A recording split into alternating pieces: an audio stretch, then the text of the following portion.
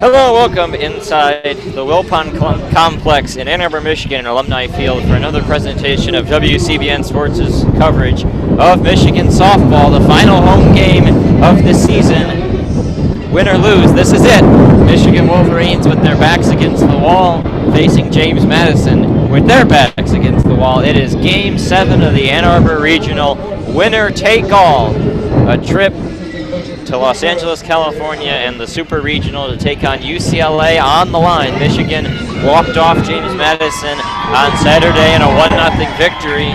They dropped the game earlier today, 3-0 to the Dukes.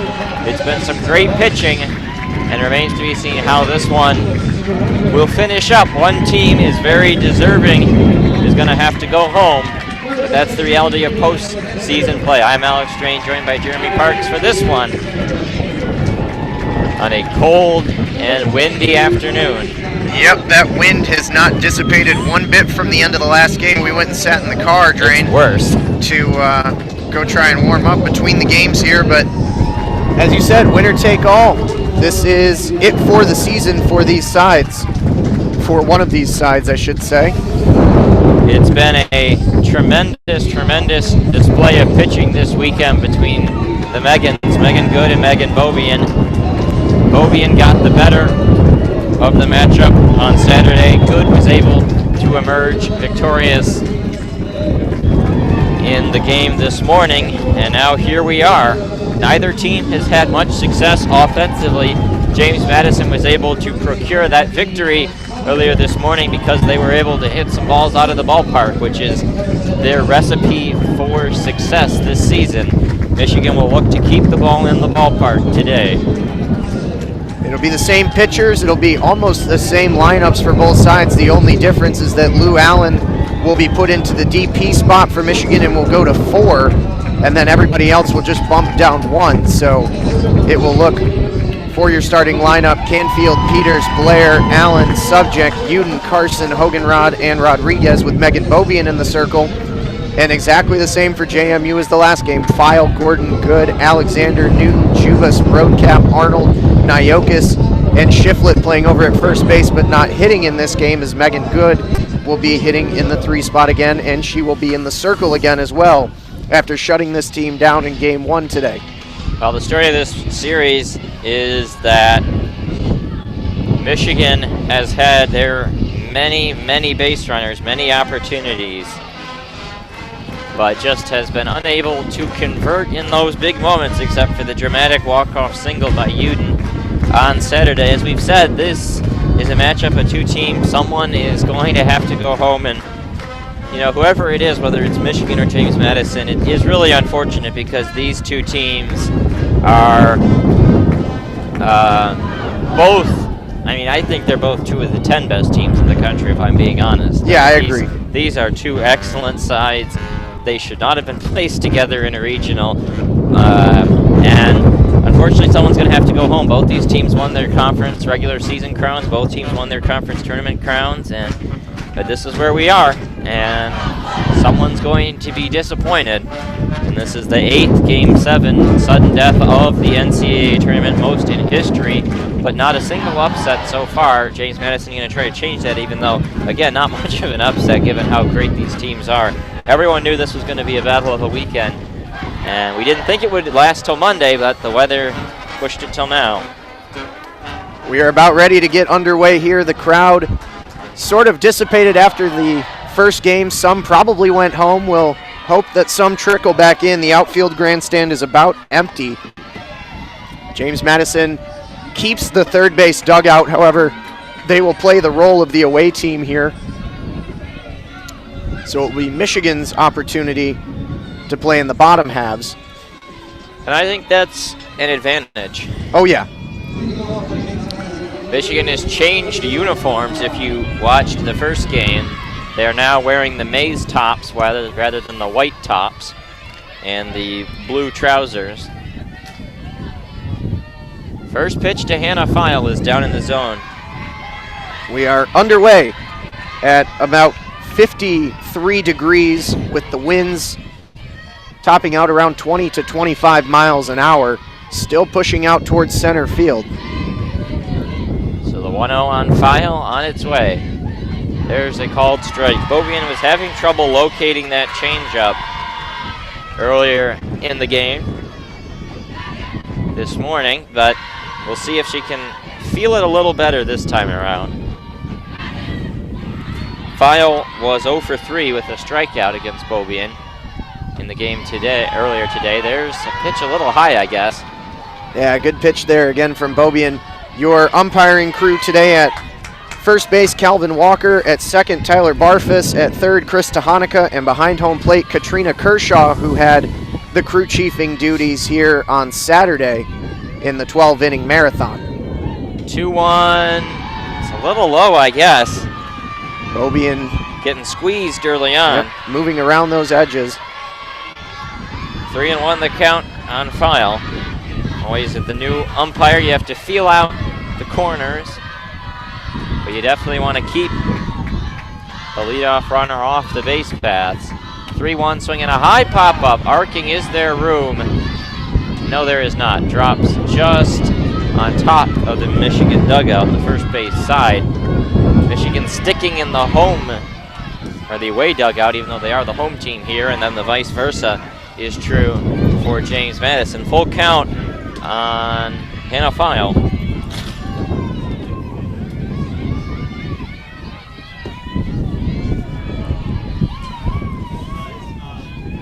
(3-2) is low, and a leadoff walk. James Madison got a ton of full counts in the earlier game, and now they're able to get a leadoff base runner. And they worked Megan Beaubien really well in that first game. Like you said, a lot of full counts, a lot of extended at-bats. They worked the pitch count. Very few strikeouts compared to the 12 that Beaubien had on Saturday. Kate Gordon steps up, takes it a little low. 4 balls on 5 pitches to start this game. Beaubien walked Hannah File to bring up Kate Gordon in the leadoff spot in the game on Saturday in this exact same situation, the top of the first. Was able to pitch around that. 1-0 on the way to Gordon. There's a strike. Good to find the zone there again for Megan Beaubien with the fastball at the knees on the inside.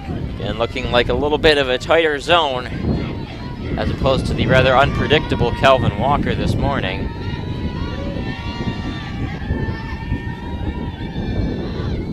(1-1) outside, I guess. Looked like a good pitch. We saw on Saturday that with Katrina Kershaw behind home plate, the outside was not a position that was given a lot of strikes in her zone. 2-1 on Gordon. There's a called strike. Didn't look very different than the previous pitch. Perhaps a hair lower, maybe a hair more to the inside of the outside. So 2-2 count.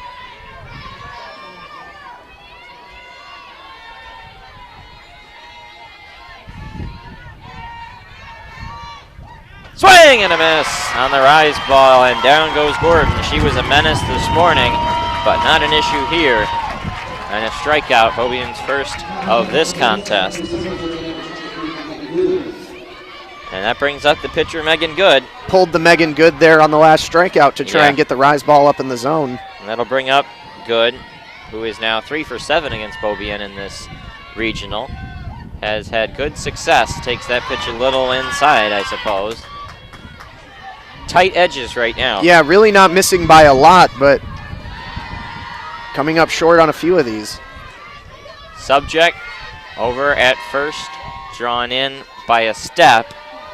Same location, maybe a step behind the bag for Uden at third. Swinging a pop-up arcing foul. That'll get up over our heads and off the roof. Now over to the roof over there, and it gets lodged under that bar that up on the roof lattices of the indoor facility behind us. There's another one up there in a similar spot. Yep.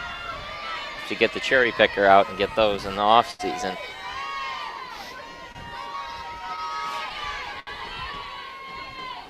(1-1). Good swings and pops it up on the infield. Now back into right in the line, foul line in right field. Canfield makes the play. And now 2 outs in the inning. Good comeback outs for Beaubien, and she just needs one more to send the bats up there as Odyssey Alexander ready to dig in. Odyssey has struggled this series, a combined 0 for 7 with a walk and a handful of strikeouts. Was good in the circle in their elimination game against DePaul the other night. Megan sets the pitch, called strike. Hit that spot. Able to find it better there.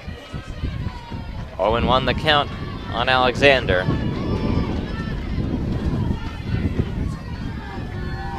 Alexander, a power hitter in her own right, 14 home runs. Also a pitcher. 0-1 fouled back, and now Beaubien quickly ahead 0-2. That one goes in over on the Shepherd Softball Center, bouncing around, and event staff goes to pick it up. And they have to get new softballs to Katrina Kershaw. Would love to have a relatively quick inning here. That was pitch number 16 for Beaubien. She threw over 100 in the first game. Wind continuing to blow out to right center currently. Beaubien ahead 0-2. The wind up, the pitch, high. Yep. Wanted Alexander to chase another rise ball. Haven't seen the changeup come out of the arsenal yet here in this game.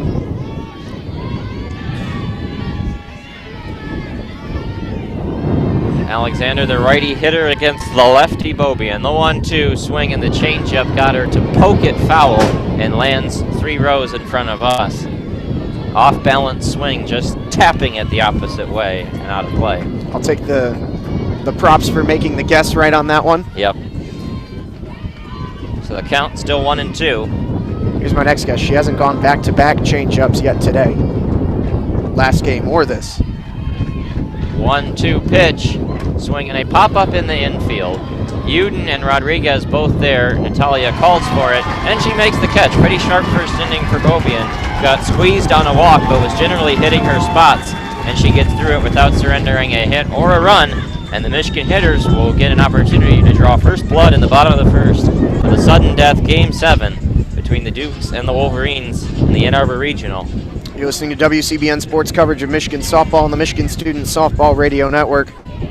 Minnesota leads Georgia 8-1. That one's in the bottom of the 7th. Gophers down to the final couple outs to eliminate the Bulldogs and punch their ticket to stay home, staycation, Yep. and host the LSU Tigers next weekend. Beth Tarina and the LSU Tigers. A team that Michigan saw down in Baton Rouge earlier this year. They had a very nerve-wracking weekend against Texas Tech. Had to rally from behind to win Game 1 against the Red Raiders, then lost the second game against Texas Tech, and then with the backs to the wall were able to pull out the final one and book their plane ticket to Minneapolis. Still a good side. Yeah.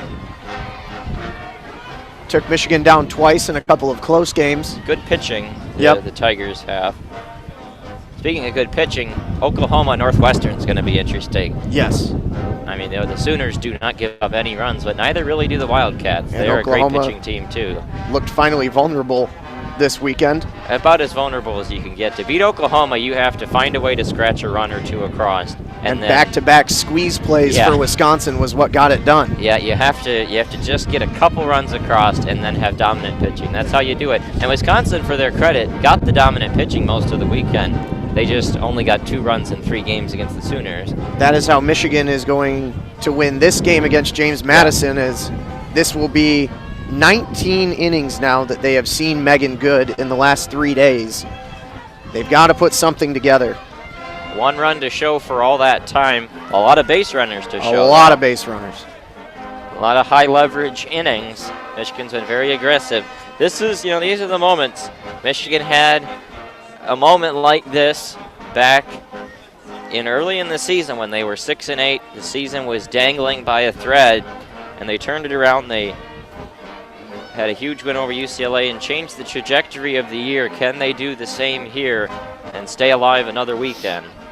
Well, we felt like at the start of the last game they were making better contact off of Good. Canfield finally got her first hit back in that game, and she will lead off and try to do it again. Couple of runs would go a long way. Canfield takes the first pitch high. Canfield 1 for 4 this morning, 0 for 5 on Saturday, so a 1 for 9 mark for the series. See how aggressive they get early in the at-bat. 1-0, strike on the inside edge. When they got into these longer at-bats with Good, she has surrendered a fair number of walks in the 18 innings that she has played against Michigan. Command has definitely wavered at times. 19 innings, I should say. 1-1 high and outside, 2-1. Crowd a little bit thinner than it was in the first game. Some folks had to go to work. Some might have left for lunch. Yeah. Might come back in the middle of this one, but right now the biggest empty space is in the outfield grandstand that was about 3/4 full in the last game, maybe a quarter full now. 2-1, Canfield gets a small piece of it, and it goes back to the screen, 2-2. I mean, certainly the outfield grandstand, the least desirable place in the stadium right now with the way the wind is blowing out that direction. Right on their faces. We are kind of in a tunnel here on the outside terrace where that wind comes through more pronounced than it would down in the lower seats here. So apologies in advance for the bustling of the wind that you can hear throughout this call. 2-2 on Faith Canfield. The pitch, Canfield hits it solidly down the left field line, but it goes well foul out in front of it just a tad. Yep, yanked it. But a good at-bat early on for Faith.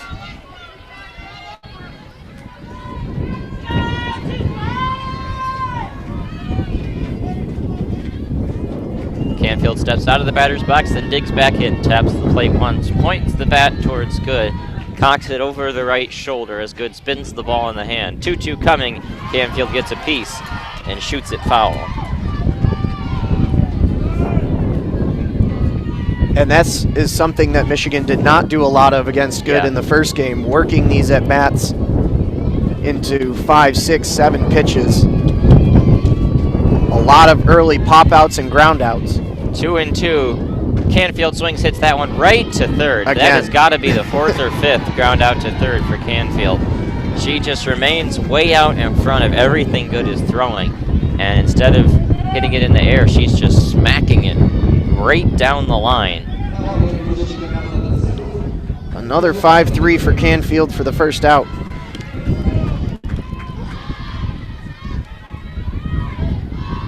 Peters at the plate. Always important to remember with Peters and Canfield as this could well be their last game of their entire career as Peters hits one right back to the circle. Nice grab by Megan Good and then the flip for the out. Hit Good that really hard. Yeah. Yeah, it was headed back up the middle. Looked like destined for a base hit, but reaching down very quickly to collect it was Good. And that's what we were talking about again, early in the at-bat, swinging and producing quick outs. And that brings Lexi Blair to the plate. Blair was a lot sharper this morning compared to her first game against Good. Had a base hit. There's a pitch high. Looking for a 2-out base runner. Michigan had a few 2-out base runners in the last game. Strung together a few different opportunities, including the bases loaded. 1-0 strike on the inside part of the plate. Good is also a senior, so a lot on the line for her. Could be her last game away from home, obviously. Won't have another game at James Madison. Trying to make her mark. All these seniors with a lot on the line today. 1-1 coming. Off speed, a little lower inside, I guess. Looked like a good pitch. Yeah. With the tight zone being applied to both Bobby and Good so far from Kershaw. As was the case on Saturday, which is why I think we saw so many walks. 2-1 count on Blair. The pitch, she swings, lines that one, foul. Out in front of it as it pulled it down the right field line. Hard rip shot towards the bullpen here on the first base side where the grounds crew is hanging out. And now it is 2-2 on Lexi. Lexi snared a ball right up against the wall in the first game of the day. Not sure if it would have cleared the fence. It was very, very close up against that wall. but it hung up in the air as it had been blown by the wind. 2-2 on its way, she gets a piece. Tracked it well all the way to the wall and then leapt up.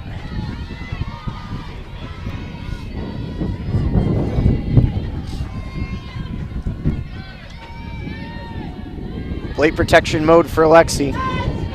Didn't strike out in the last game after having 3 against Good on Saturday. 2-2 high, good take, and now the count runs full. Good went back to their ice ball there, and Lexi not fishing. Hutch over in the box on third base, hollering directions. On deck. Yep. Hutch has made the move to a maize sweatshirt for this game. Trying to warm up a little bit. Bonnie Thole in the full jacket at first. 3-2, and Blair knocks it foul. This is a great at-bat. Working Megan Good. Both pitchers, Good and Beaubien, racked up about 100 pitches. Good through 7, Beaubien through 5 in the game this morning. It was a 6-pitch at-bat to Canfield and then just a 1-pitch at-bat to Peters. 3-2 the count on Lexi Blair. Good continues to spin the ball in the right hand. The pitch, swing and a foul right off the gate and the screen in front of the third base dugout.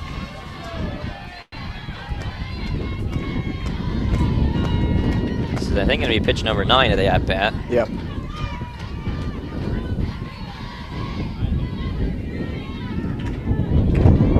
Eight or 9. Good looks into the dugout for the signals from the pitching coaches. 3-2 on its way, swinging a high pop-up. Is there room? Yes. And File is there for the out. And a 1-2-3 inning, not the fastest for Megan Good, but she's able to wiggle through it. We head to the second, no score, between Michigan and James Madison. You're listening to WCBN Sports coverage of Michigan softball on the Michigan Student Softball Radio Network. The competing Let's Go Blue, Let's Go Dukes chants back again. Michigan could use this support. They have struggled to break through at the plate. And in the last game, all it took was a pair of solo home runs and then a late double off of the wall that was almost a home run as well. Really, James Madison almost had 4 home runs in that last game. Yeah. One that Gordon hit out, another one that Gordon hit right to the last foot of the wall in left center that was gathered up by Lexi Blair. They put some really solid balls in the air, that's for sure. A shot from Jubis and the double off the wall from Jubis. Yeah, Jubis, Gordon, and Good have been really the 3 potent hitters for James Madison. Everybody else hasn't been too successful against Megan Beaubien.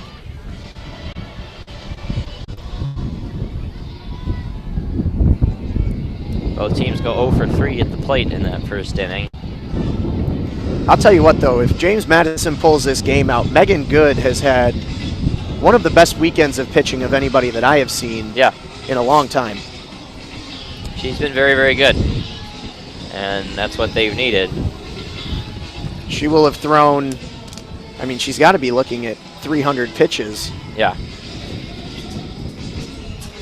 The only time here at Alumni that I saw anything like that was a couple years ago. Iowa came, and they really only had one pitcher in the form of Shayla Starkenberg, who threw, I think, almost 400 pitches over the course of a 3-game series. Well, it's not the same toll in softball as it is in baseball, and these pitchers do have the capacity to go real deep into games. Got a listener shout out from Missoula, Montana. Oh, wow. Shout out to Montana. I'm a big Billings guy myself. Michigan. Feel free to interact with us through the YouTube live chat throughout the broadcast and also on Twitter at WCBN Sports. You can also let us know where you're listening in from. And we always invite you to sync up our broadcast to the ESPN video stream if you have the opportunity to do so. Michigan basketball played the pride of Missoula, Montana, the Grizzlies, back in the NCAA tournament in March. Second straight year that had happened. Logan Newton digs in, ready to go here in the top of the second. Beaubien out for another inning of work, and that pitch, I guess, is outside or low. Missing just a tad off the edge. Newton has had a rough weekend. Batting average is now dipped below 400. 1 for 5 on Saturday, and then 0 for 2 this morning. 1-0. Newton swings and a soft tapper into shallow left field. It's going to drop for a base hit. Not much on that one, but it found a hole. Couldn't be tracked in time by Natalia Rodriguez, and too far in for Lexi Blair to make a run. Yeah, it looked like it was the right vicinity in terms of Rodriguez being in potential position to make that play. She misplayed it to the right a little bit. It looked like over her shoulder maybe. Yeah, it was nothing more than just a soft blooper into left field, and so leadoff runner on for the second straight inning for the Dukes, and we've got a pinch runner. In contrast to St. Francis, who had basically no bench, the James Madison Dukes have a massive bench. It'll be Kelsey Brown pinch running over at first. We've seen her in all 3 games this series as a pinch runner. And now James Madison gets ready to try and bring in the game's first run. Sarah Jubis at the plate. She swings, grounds it right to second. They'll just go to first for the out, and they get the oh-so-dangerous Jubis down. And a quick at bat, too. Yeah, that's what you like to see. Soft contact. Seemed like they had a play at second potentially, but they made the safe decision there. There have been some close calls on the base paths in the 2 previous games that these teams have played.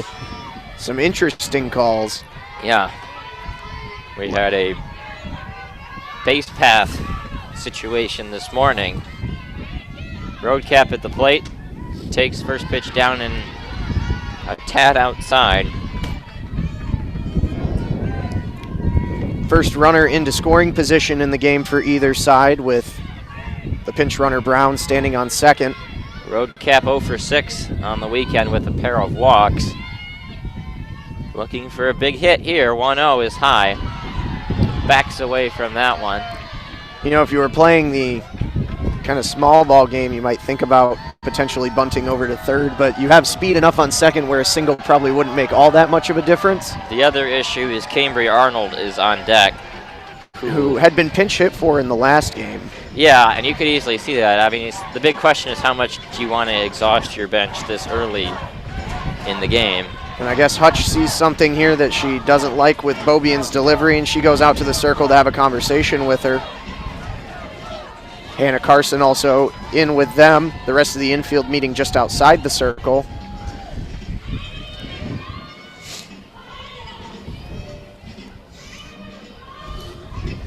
Again, it has been another sparkling campaign for Megan Beaubien in her sophomore year. She has pitched in a bit of a different light this year, having a real number 2 in Alex Storacco behind her. Has thrown a lot more innings than last year. Tara Blanco backing up Beaubien with much fewer innings worked. 2-0, road cap fouls it back. Would have been ball 3, dipping out of the zone. That's a good pitch, though. Starts in and moves away. Runner on second, 1 out in the inning. It was a soft bloop single to left, and then moved over on a ground out. 2-1 on its way. Road cap swings and misses way out in front of the off-speed delivery. Yep. Strikeout here would be big. Again, a single would threaten the first run of the game. Depending on how it's placed.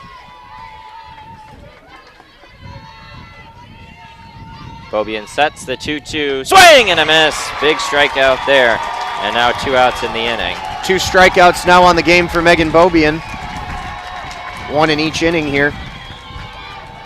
And that brings up Cambria Arnold, but it's not going to be her. It's going to be a pinch hitter. We've seen Victoria Figueroa pinch hit for her twice to no avail. And it looks like it may be Figueroa again. I believe it is. Looks like an 8 on the front of that jersey. It is indeed Victoria Figueroa. Figueroa entered the weekend with very good batting stats, 10 for 21, but she's 0 for 2 in a pair of pinch hit opportunities this weekend, at least in the Michigan games. Not sure if she came in against DePaul in either contest. That first pitch dives outside. Figueroa has had 23 at-bats now on the season, 12 RBIs. Some Good 10 power. hits. Yeah, she's hitting .435, 2 home runs. Double and a triple as well. 1-0 on the way. Figueroa takes it in the dirt. Good stops there by Carson. Kelsey Brown down on second is covered in dirt. 2-0 the count.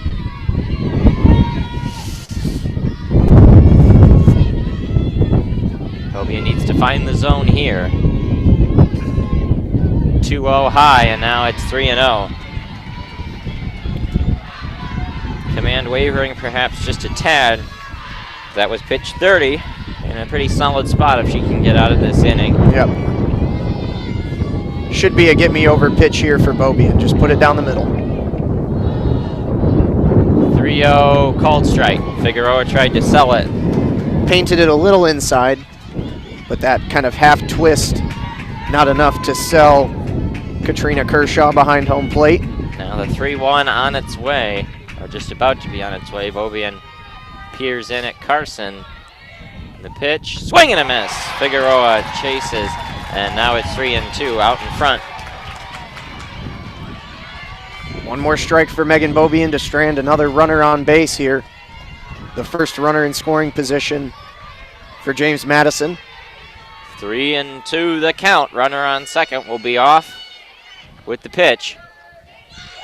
Swing and a foul. Just a knuckler inside. A late cut. Got in on the skinny part of the bat there down low.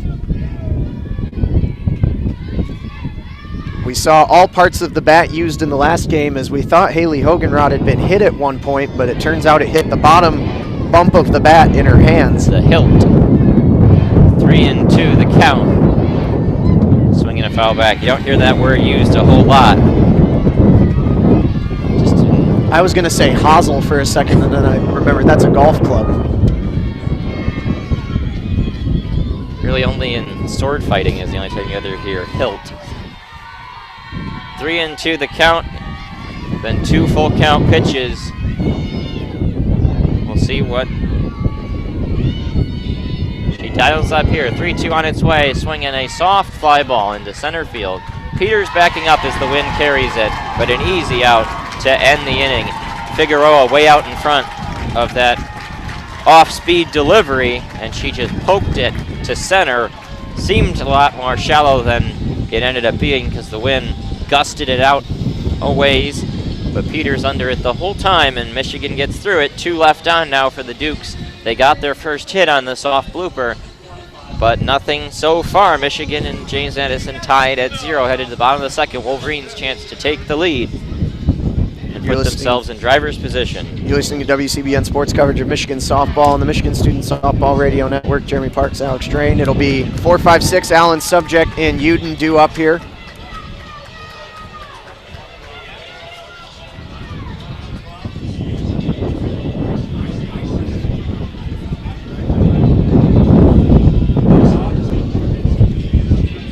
Wind continuing to rip through the terrace.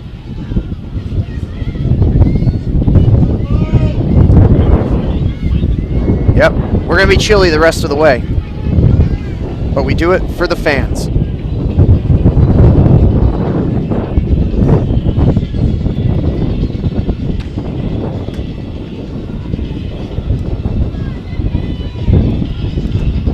This has been a classic weekend,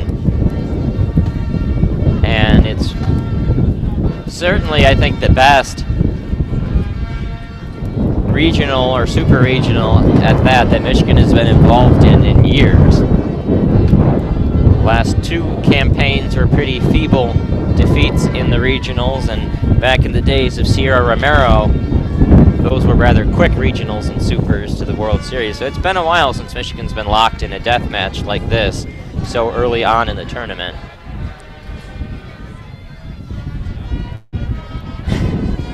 We got some Christmas music. The alumni band out in right. They're just poking fun. It is chilly though. No snow, but they're playing Frosty the Snowman right now. It has that tinge of winter.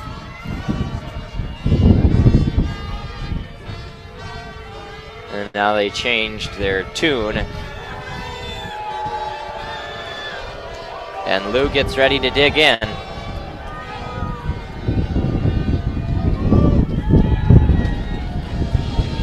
Lou 5 for 17 on the season with 5 walks for a .455 on base. She drew a walk in the game earlier. Also struck out looking. It was only her second strikeout of the year, but even that strikeout was a testament to plate discipline. She knew exactly where that was as it floated in. Does not swing it much out of the zone. She swings, hits that one right to third. Hannah File has been busy all weekend long. So many 5-3 groundouts. A ton. I don't know what it is that induces that many 5-3 putouts. These right-handed hitters just turn on it and put it right into her glove. And it's, yeah, and they are all right down the line too. Really, Natalia Rodriguez's single and Natalie Peters' line out to her were the only ones that didn't hug that chalk all the way in. 0-1 as that pitch goes in for a strike on Subject. Subject looking to break out of the long-standing funk in what could be her last game as well. She takes it outside. So they brought some pizza out here to the terrace. We already got some lunch in between. Yep. Had a cup of coffee as well.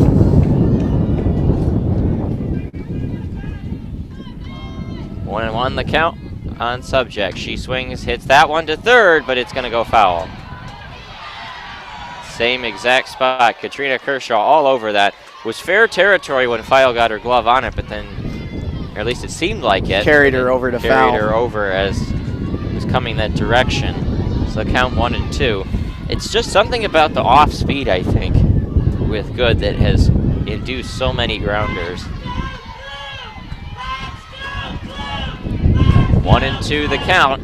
The windup, the pitch. Subject hits that one to right. It is going to get down and go into the corner. Alex headed to second. She's going to turn there, and she will hold in for a double. Fired up at second. She has been waiting so long to get her bat on one. Has had a really rough week at the plate, but a big one-out double here. Now it's up to the rest of the lineup to turn it into something. The first extra base hit of either game today for Michigan. And now the Wolverines have a hit. James Madison with one earlier. That one, a shot down the line, poked the opposite way, and it nestled itself about a foot to the side of the foul line. Well, the charging Newton. Madison Uden had the walk-off RBI single in Saturday's game in the bottom of the 12th.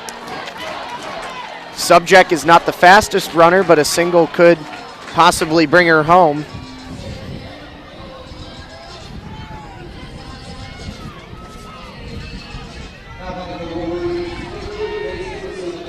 So Maddie Uten gets ready to dig in. She's had good at-bats all weekend. Had a couple strikeouts this morning. See what she can line up here. First pitch swinging and missing. Took a monster cut at that one and went right over the top as the drop ball just pulled the string on her. Swinging for the fences.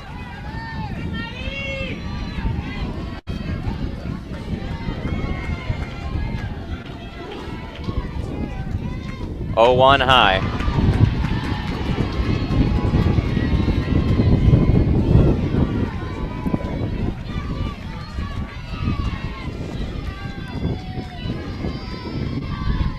Stressful inning already for Megan Good. Runner on second and 1 out. Uden takes it for a strike on the inside edge. Tried to sell it. Yep. Tough to tell from our angle. It was tight inside. Count 1-2.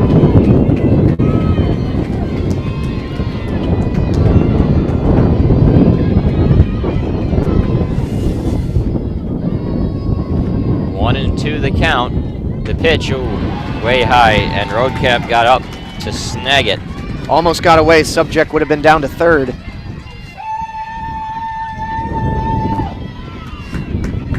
Got to keep the at-bat going here. Hannah Carson on deck.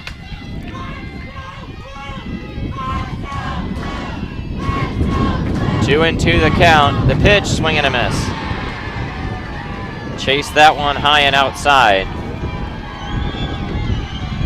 Today, Udens looks like she's just trying to do a little too much at the plate.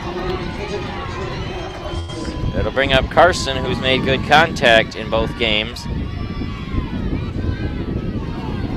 2 for 3 this morning, 1 for 4 on Saturday for 3 for 7 weekend.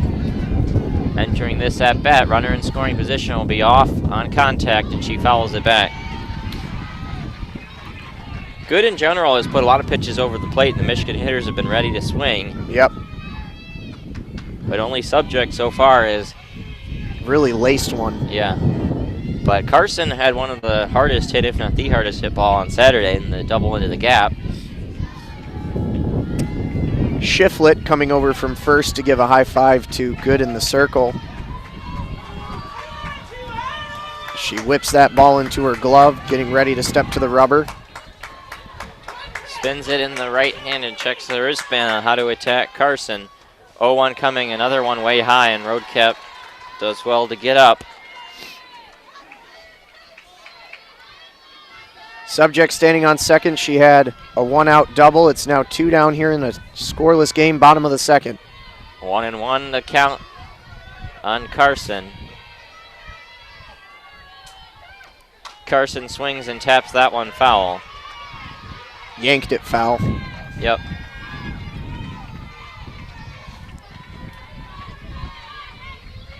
Everybody for James Madison is in the long sleeves with the all black unis. Carson's a good contact hitter. Yep. No strikeouts yet this weekend. Good trying to sit her down for the first time on strikes. 1-2 is high. 2-2. We mentioned way back early in the year about how Hannah Carson never struck out in high school. Took quite a few Ks early in the year, 8 of them, but has made much better contact this weekend. 300 hitter on the season, 400 OBP, 500 slugging. 2-2, Carson swings and hits it right back to the circle, and Good throws over for the out. That'll end the inning. Michigan strands their first base runner. And we are scoreless headed to the third. You're listening to WCBN Sports coverage of Michigan softball on the Michigan Student Softball Radio Network.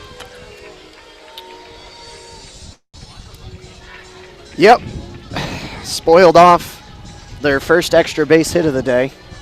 Yeah. Maybe a good sign, but yeah, it's just got to come together at some point. You know, you have to wonder about the timing, because it does feel like at some point they'd get a hang of the changeups,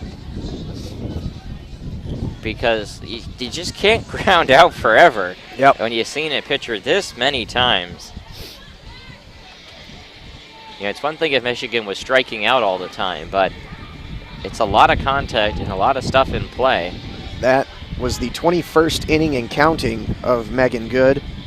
No sign of Odyssey Alexander coming in to pitch at any point here. This is going to be a Battle of the Megans Part 3 until somebody collapses. It has been epic, though. I Yeah. mean, for all it's been worth. Obviously want to come out with a Michigan victory, but it has been a masterful pitching performance from each of them. Yeah, great weekend of softball all around. Minor slips in the armor throughout, but by and large, these two have been fantastic. And like you said at the start of the broadcast, Drain, whoever loses this game, it's tough because these are two, again, top 15, top 10 teams in the country, depending on how you look at it.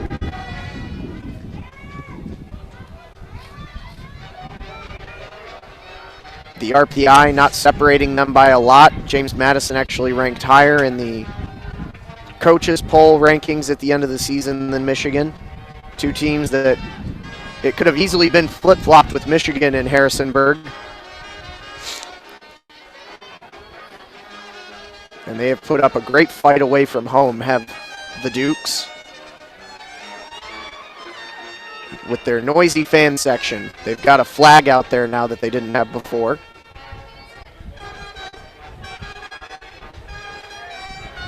And we are about ready to get underway. It'll be 9-1-2, Niokis, File, and Gordon here in the top of the third.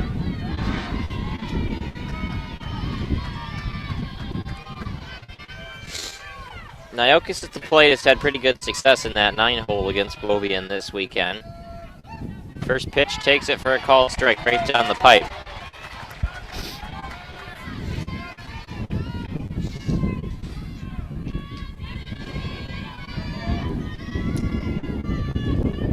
Minnesota did finish things off to stay at home. Shows bunt, pulls it back, and it's high, 1-1.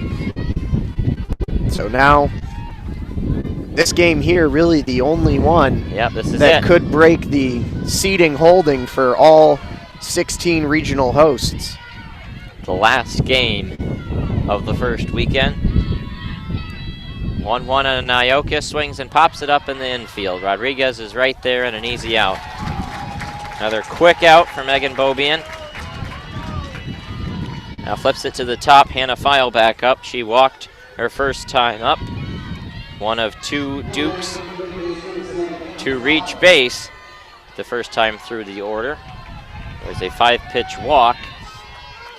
She's reached on some walks, hasn't really done much though in terms of swinging the stick. And a little inside. Yep, Carson held that one there for an extra beat. Wanted it framed, but couldn't get the call.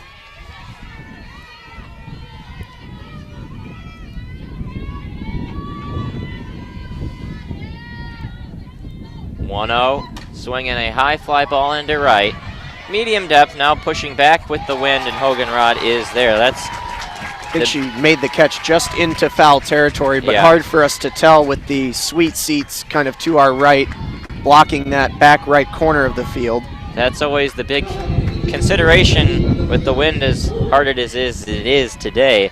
The balls get up there and then they just start drifting. And a beneficiary of two of those, one of which left the park, Kate Gordon, in the first game, and now she stands at the plate. Struck out her first time up in this game, and that, I guess, inside. It's been tight. Been very tight. Certainly has been consistent. 1-0. Gordon and her 22 home runs this year among the tops in college softball. That one dives outside.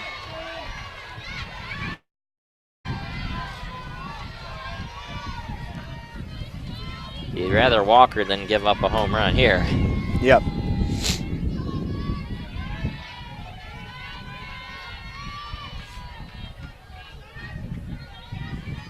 On its way to Gordon. Swings and hits a soft tapper into center field. On comes Peters in a 1-2-3 inning for Megan Bobian. We go to the bottom of the third in a scoreless winner-take-all regional final between Michigan and James Madison. You're listening to WCBN Sports coverage of Michigan softball on the Michigan Student Softball Radio Network. Gordon, by the way, 22 homers now on the week since the weekend's monster performance. That puts her tied for third in the country as of entering the week. I don't know if some of those hitters who had 22 have hit more since then, but right there in the top of the country in power. Very impressive season for her.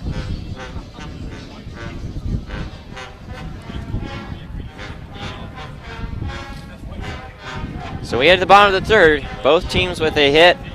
Michigan has left one runner on. James 2 headed to the bottom of the third. This just feels like another one of these games.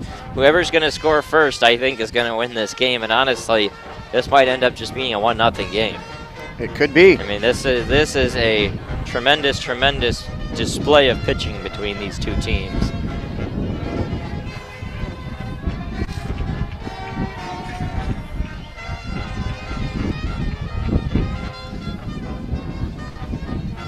We did hear when we were walking out to the car to go warm ourselves up, a mom was talking to her two young daughters about her numbers theory where the first time that these two met, it was a 3-0 victory for James Madison in 9 innings. The second time they met, it was a 1-0 Michigan victory in 12 innings. The last game was a 3-0 victory for James Madison, and so the mom thinks that this will be a 1-0 Michigan victory. Yeah, it's shaping up to be a possibility here. I had to guess it'll be 1-0 one way or the other. Not sure who will be the beneficiary of that, but I think Megan Bobian's looked a lot sharper in this game than she did this morning. Hitting her spots better, and the changeup's been stronger in this one. Good, it's tough to tell if she's better now or she was in the morning. She's given up a harder hit ball than she did in the morning in this game so far, but until she gives up a run, makes no difference really.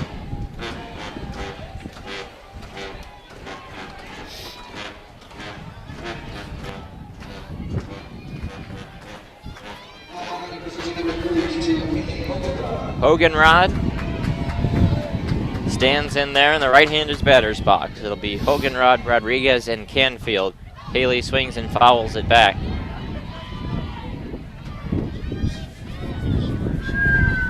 Has had a rough go of it at the plate here in these couple of games. He's been pinch hit for a couple times, has sacked a couple times, and popped up a bunt for a double play earlier today.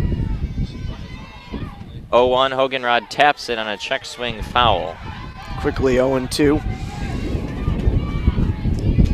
Good, used 31 pitches through 2 innings. In a respectable spot pitch count-wise on the day, in the 130 range at this point.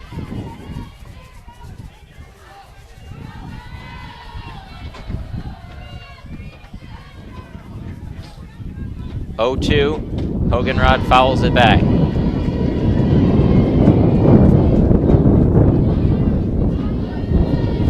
Hoganrod this season, 3 home runs.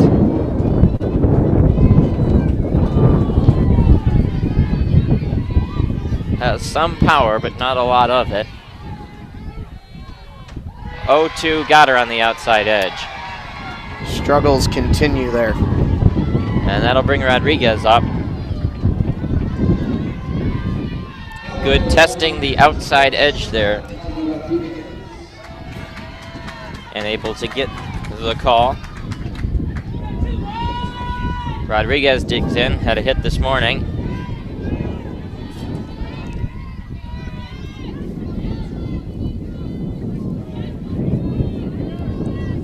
Shows bunt, lays it down. That one's too hard. Throw over. Out.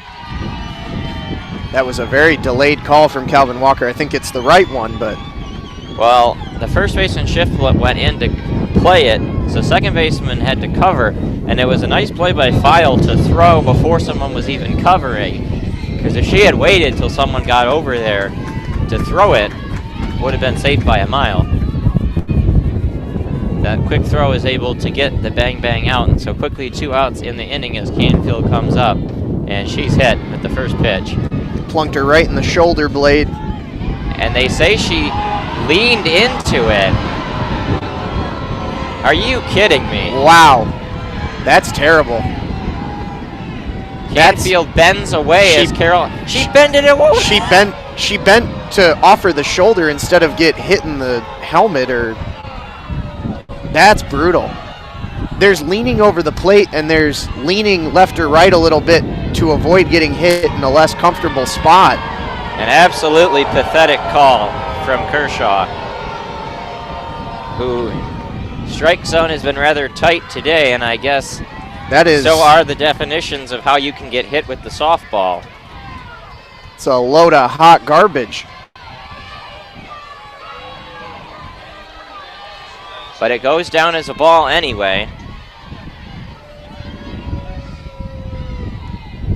1-0 on its way, and Canfield bends away from it. That's where now she's chirping at the umpire again. That's where you just try and get thrown out. Cheeky. See how far you can go. Cheeky. Do it every pitch now. 1-1 to Canfield. Swings, hits that one right back to the circle. Megan Good has been all over it today. And Bonnie Thole says a few words to Katrina Kershaw. Well, it turns into a 1-2-3 inning for Michigan again. Megan Good's been great fielding her position today. Oh yeah, that's not the issue. We head to the top of the fourth. Struggles with the ball on the ground continue. We head to the top of the fourth in a scoreless game, winner take all to head to the Supers here on WCBN Sports coverage of Michigan Softball, the Michigan Student Softball Radio Network. Wow.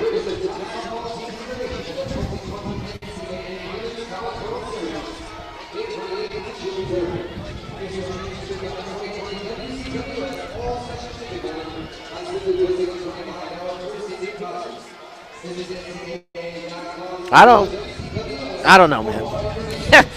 If those James Madison fans are complaining like they were on Saturday about getting jobbed, that's the kind of thing that you look at.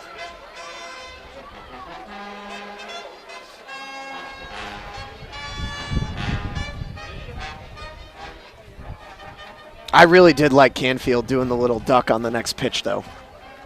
Yeah. Literally turning the other cheek at Katrina Kershaw.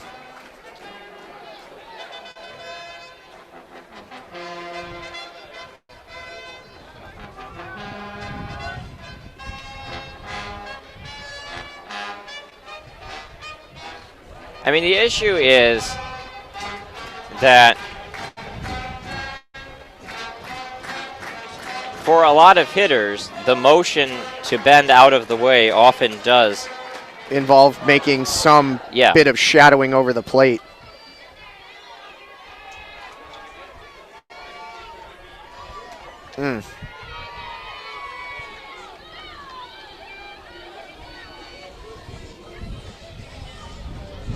Obovian had a quick top of the third. We'll see how she can do here in the top of the fourth.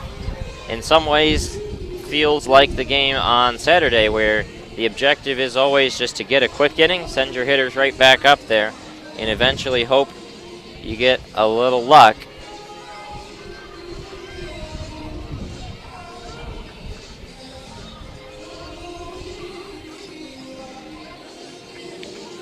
Megan Bobian back to warming up. 3-4-5, good Alexander Newton due up. Would love to go 1-2-3 and cut Jubis out of this inning. First pitch for Good, fouled back.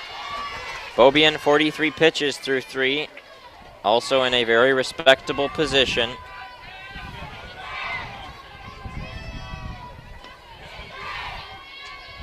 Oh, and 1 the count.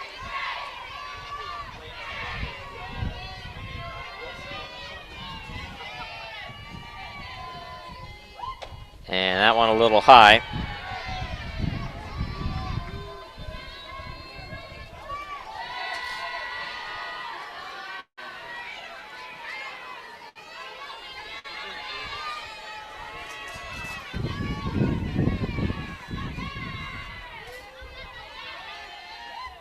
That one fouled back, and now quickly ahead 1-2.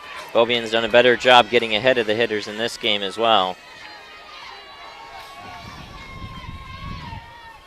And again, I think a big thing so far is that she has cut down on the number of pitches in these at-bats significantly so far. Hasn't allowed as many long trips to the plate. 1-2 coming. Change up, floats a tad high. Yeah. Up just a little bit above the letters.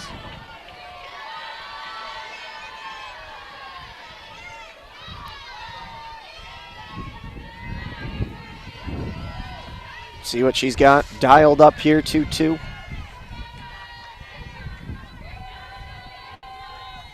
Pitch popped up. Is there room for subject? Nope. Off the top of the dugout and out of play. That went to the off speed again and a half swing.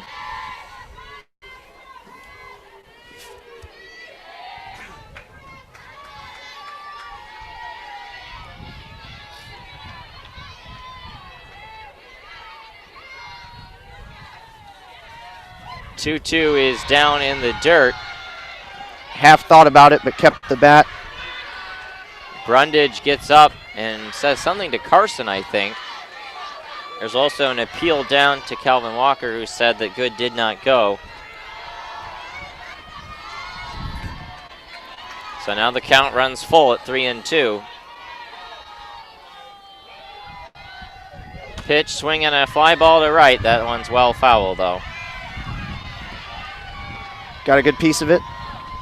Over and right, it looks like Haley Hogenrod has switched over to wearing long sleeves for this game. She was the only player not in Under Armour in the last one. Yeah, now every player currently in the field for Michigan has got it on. 3-2, swinging another tap foul into the dugout.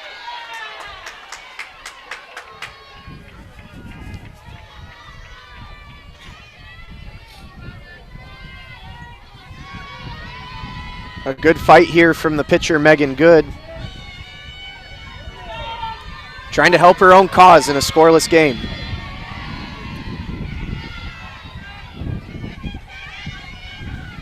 Three and two, wind up the pitch, fouled back.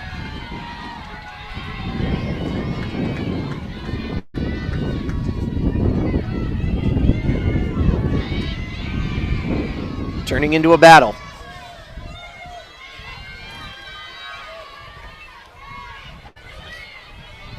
This should be pitch number 50, I believe, if the last one wasn't, for Megan Beaubien. 3-2 on its way, swinging another foul back. She's just pounding the zone, and Good is just fighting them off relentlessly. Yep. Each doing what they need to do. Somebody will have to give here. Good, popped out over to Canfield at second in her first at bat. 3-2 the count. Beaubien wind up the pitch, swinging a fly ball to center. This one's trouble, gone to right center field. Megan Good in a 10 or 11 pitch at bat hits one out to right center.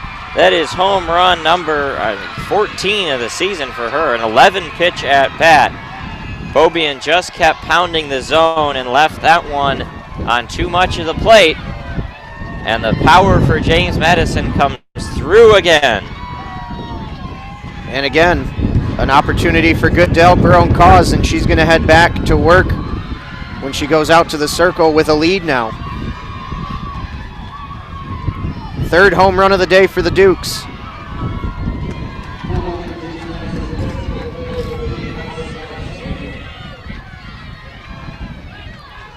And that brings up Odyssey Alexander. And that could be huge, as Michigan seemingly can't get a run across here. Alexander fouls this one off the roof.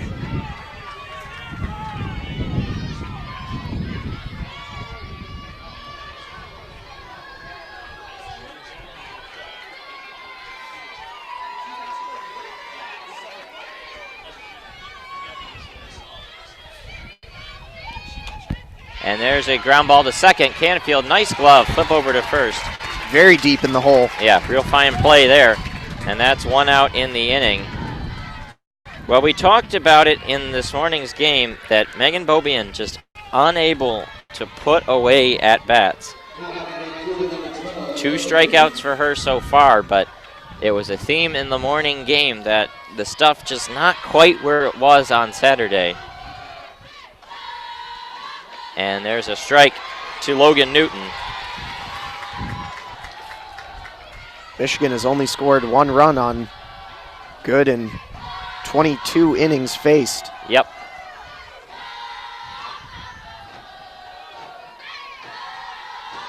Oh, one popped up in the infield, right at subject, 2 outs.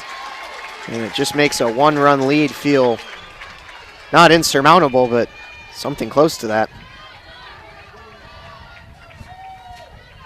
And that brings up Sarah Jubis.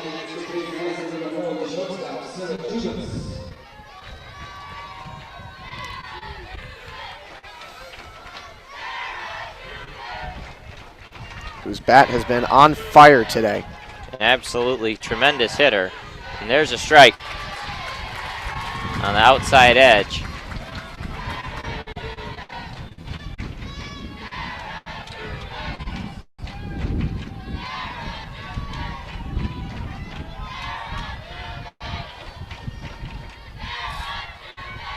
Oh, 1, change up, down and away. 1-1 the count.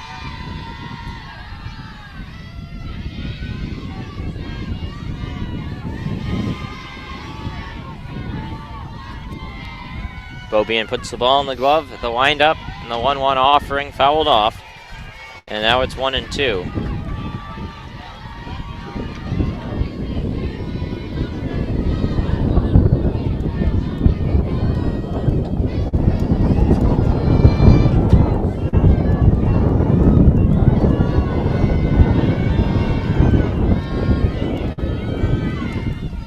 Count is 1-2.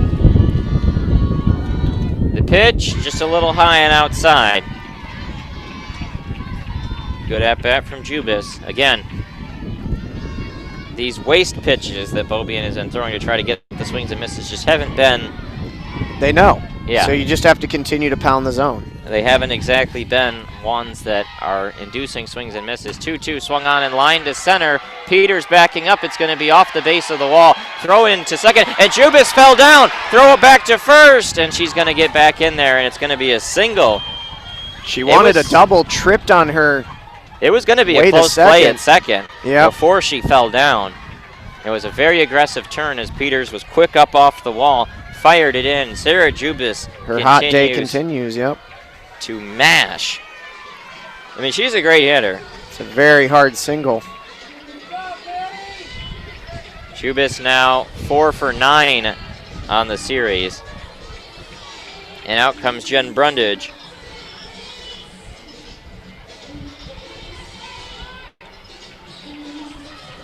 Well, if you're Michigan, I feel like you just have to kind of ride your ace at this point. Yeah. I mean, Beaubien hasn't been as good as she was Saturday, but she also has been very strong. I mean, she can get through this inning. 4 innings, 3 hits, 1 run. I mean, you can't ask for more than that. Yep. When you're playing a team that's one of the highest scoring teams in the country, one of the hardest hitting teams, the most powerful teams. Absolutely. It just comes down to Michigan being able to get anything done at the plate. Literally anything. Ever. So many opportunities with runners on. So many opportunities with runners in scoring position, and just nothing able to go their way. And now with the home run, too, Megan Good is... Yeah. Wow. She was the National Player of the Year in 2017 for a reason. There's the first pitch down in the zone. Now they said she went. The appeal down to Calvin Walker, who... Not sure about that. Yeah, I don't know. I have disagreed both ways with about 80% of his calls today. Seems like there's a real gripe there for the James Madison fans on the third base side. 0-1 count. Off-speed strike. That's the best changeup I've seen in a while from Beaubien. Yeah. Finally able to get that one to flutter in the air as opposed to getting down.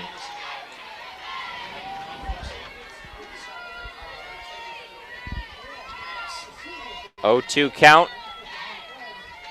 Pitch on its way to Roadcap, swinging a foul back.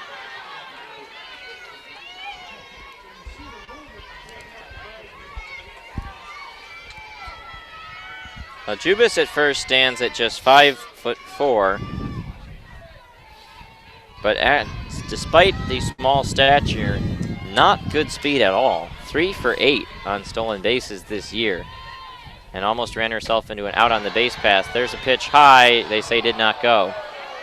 That one was pretty close. That one seemed closer than the one that was rung up a strike on the appeal a minute ago. And the count now 1-2.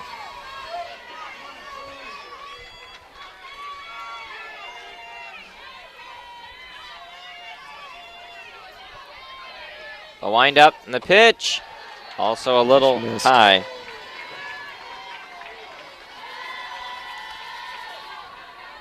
just looking at the at-bat between Beaubien and Good, and it was foul ball, foul ball, foul ball, foul, foul, foul, foul, home run.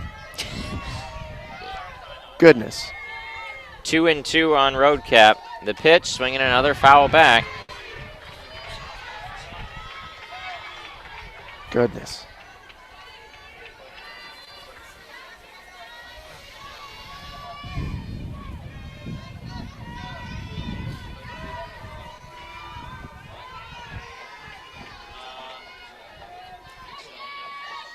Pitch off speed high, and now the count 3-2 again.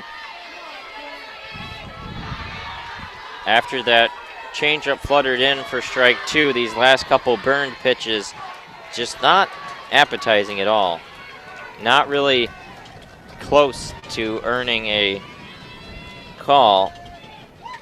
And that one is fouled back. And the count is 3-2.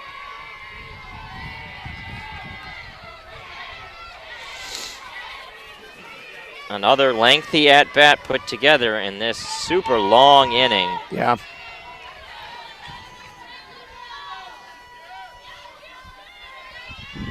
Three and two. Swing and a miss. Beaubien able to sit her down. That'll end the inning. But not before James Madison gets the first run of the game on the solo home run from the pitcher, Megan Good. They get a single as well, but Strand over at first. A very long single. So 1 run on 2 hits. JMU has left 3 on up to this point. We head to the bottom of the 4th. You're listening to WCBN Sports coverage of Michigan softball on the Michigan Student Softball Radio Network. Michigan's only hit through the first 3 innings was the subject double. Otherwise, nothing has been doing. Well, both teams have 1 extra base hit in this game. The difference is that James Madison's hits are leaving the ballpark much more frequently than Michigan's hits.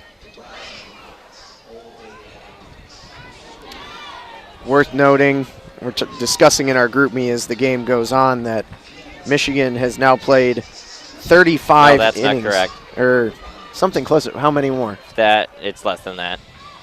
That calculation is being done assuming Michigan does not score again in this game. Right. The actual number's 31 right now. Yeah. Yep. If you do 12, 9, and 7, yes. Plus today's innings. Yes. Okay. 31. 1 run in all that time against Megan Good. Well, technically, the 9 in the non-conference were against Odyssey. And Odyssey Alexander, yeah. Ay, ay, ay. Carol Hutchins having a long talk with both Natalie Peters and Lexi Blair before they go out there.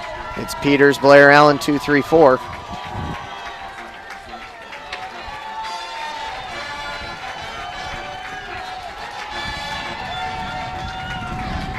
Michigan could use something here.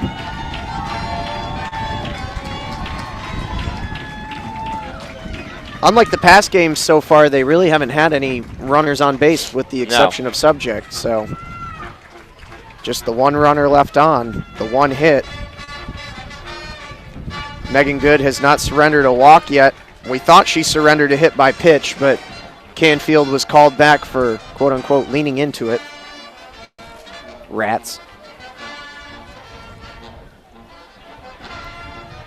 Winner goes on to face UCLA, 1-0 James Madison.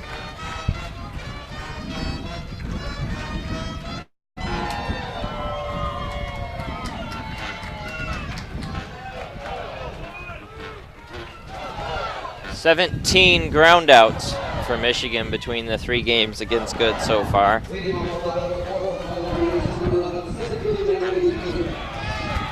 A lot of pop-ups too.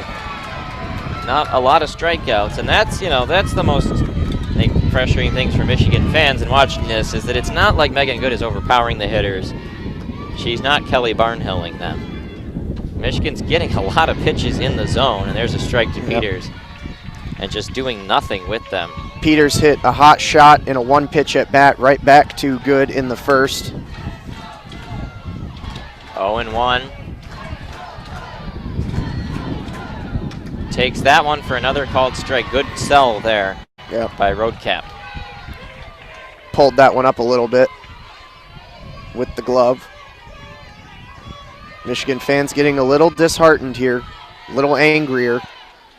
0-2, Peter swings and pops it sky high into shallow left field, coming on and making the easy catch for the out. Is Gordon. Now Blair gets ready to dig in.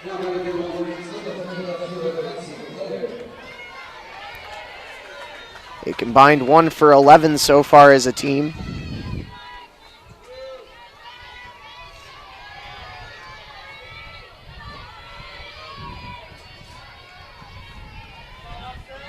First pitch to Blair is a called strike.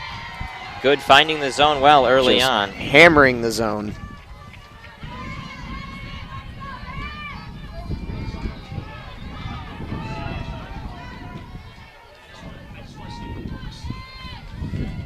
Oh, 1, Blair fouls it back, climbed the ladder there on the rise ball. Yep.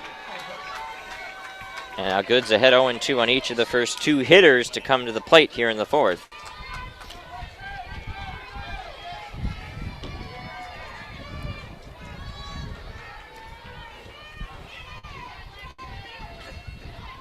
Oh, 2 chopped, and they say touched her. That she got the tag on the first base line. Yeah. Blair tried to do what Hannah Carson did earlier today and avoid the tag on the first base line, but the tag was applied in time by Shiflett. Another soft chopper off the bat of a Michigan hitter. That'll bring up Allen. Lou's got that one swing of the bat power. And she got hit, and now they'll give her first base. The fans. Are they sure she didn't lean into it? Are they positive she didn't lean? Now they're saying foul ball? No, they're calling time, I believe. Time? It almost sounded like when it hit her that it might have gotten in on the bat. Yeah. But they're going to pinch run for her now. With Schelleman. Yep. Okay. So a base runner, just the second base runner of the game.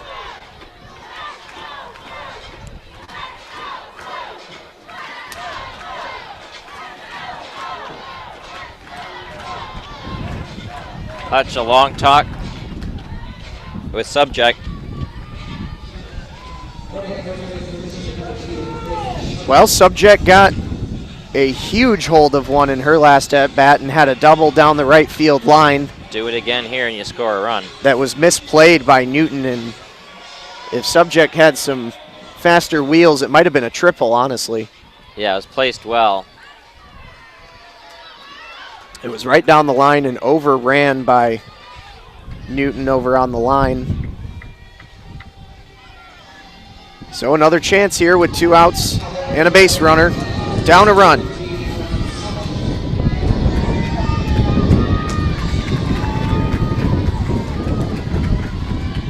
Come on, Alex. First pitch to Subject, high and outside. Schelleman had a pinch running opportunity earlier in the game and was doubled up over at first when Haley Hogenrod popped a bunt out.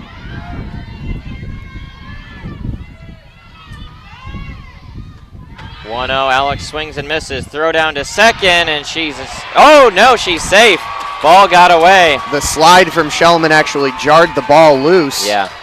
It looked like Schelleman got a bad jump and was out by a good margin, but yeah, she was. That foot, I think, as she slid in, kicked the ball out of the glove. Real bad jump there from Schelleman. But a stolen base. Counts all the same. 1-1 the count. It looked like a hit and run, given the swing from Subject there. Yeah. 1-1 swing and a line drive, base hit into center. Schelleman headed to third. She's coming to the plate. Throw is out. And out by a good margin, too. Cambry Arnold with a great throw. Not a lot you can do. You have to send her. Yep. You're in a tough game. It got shallow into center and a great throw in from Cambry Arnold out there. And that's where you're unhappy, quite honestly, that that ball was hit so hard. Yeah. If that's a soft single up the middle, it scores the run easily. But that thing was a missile. And right into the lap of the center fielder, Arnold. Well, we know that Alex Subject's seeing the ball well. Yeah, I guess. The only player on the team that is.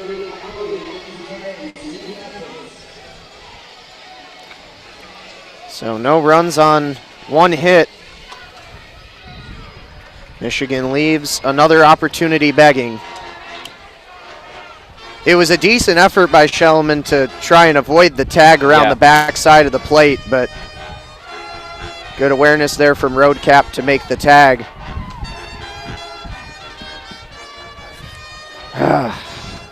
Yeah, you can't dislike the call from Hutch. I mean, you got to force the close play. Yeah, you do. You have to roll the dice. With Uden behind, who's not hitting well at all. You have to give it a shot, even though that was not, I mean, where Shellman was when the ball was in the arms of the outfielder. If this is a, I don't know, first game of the series, you probably hold the runner. Yeah. But in this situation, you have to roll the dice.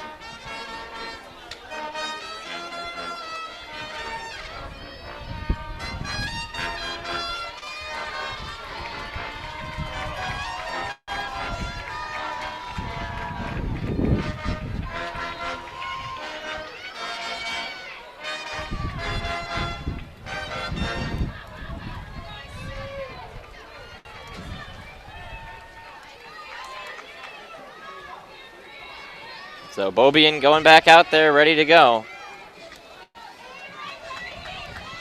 Her job to keep JMU off the board. Another inning.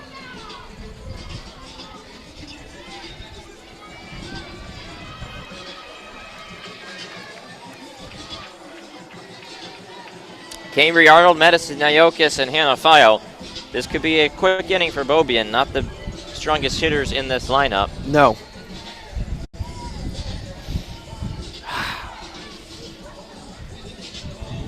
God. Frustrating.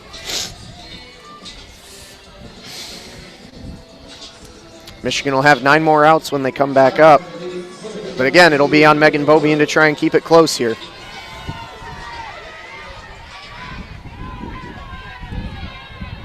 Arnold standing at the plate. Shows bunt, pulls it back. The diminutive Arnold standing at just 5'1". A very compact strike zone. 1-0, the slapper swings and hits it into left field. Under the glove of the in-stretched Uden. We saw Natalia Rodriguez do that earlier this morning. Yes. A very similar play. The slapper goes the opposite way under the glove.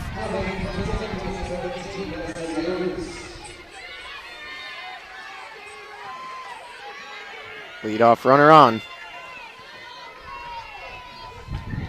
And a quick runner at that, even though not the best on stolen bases this year. Only 3 for 6. Shows bunt, puts it up in the air. Going to be a tough play. Got her. Whew. Well, Nyokis did her job.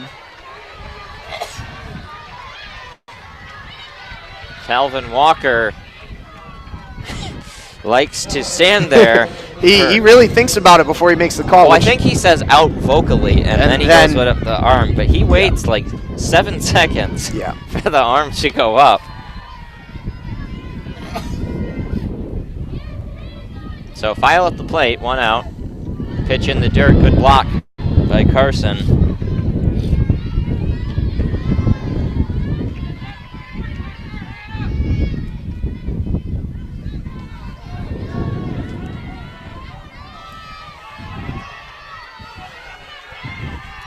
One and out on File. Pitch dives outside. That was pitch number 76 for Megan Beaubien.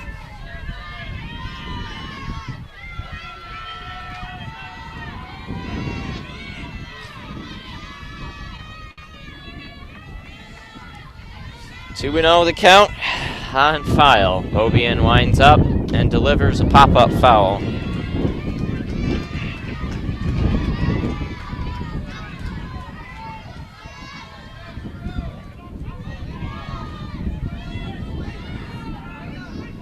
Two and one the count.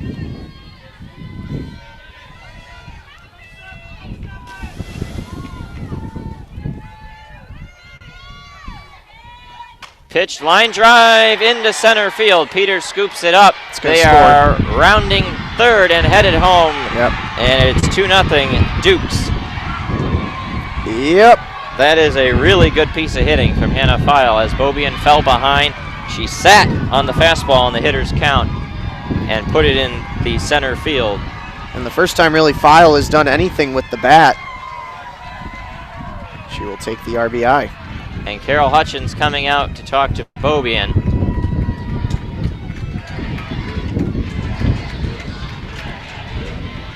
Wonder if she's thinking about a pitching change here. Alex Duraco is available in the dugout. 2-0 James Madison. Putting themselves in prime position.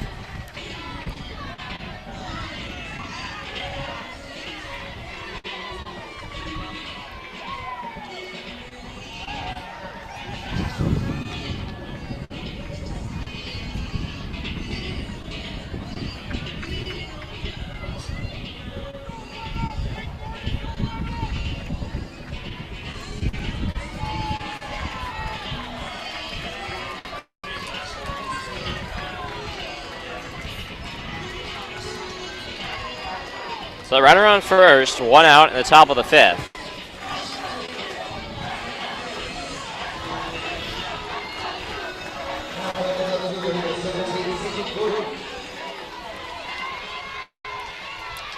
And Kate Gordon at the plate. Beaubien now has to navigate this dangerous top of the order, and there's a high fly ball to left, arcing in foul territory. It gets over the fence, but well to the side of the foul pole. Gordon way out in front of that one. The tremendous power of Kate Gordon rearing its head.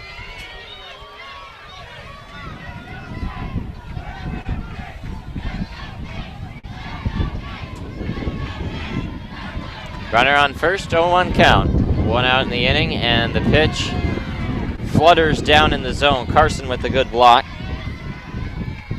File not much of a threat to steal on base. 2 for 2 on the season. Hasn't been asked to do that much. Scored 50 runs, though. A rather gaudy number. 1-1 to Gordon, off speed. Called strike on the outside edge.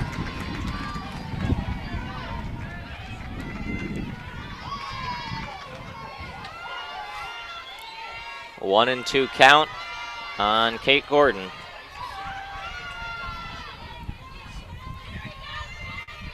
Pitch, swing and a liner to right, foul.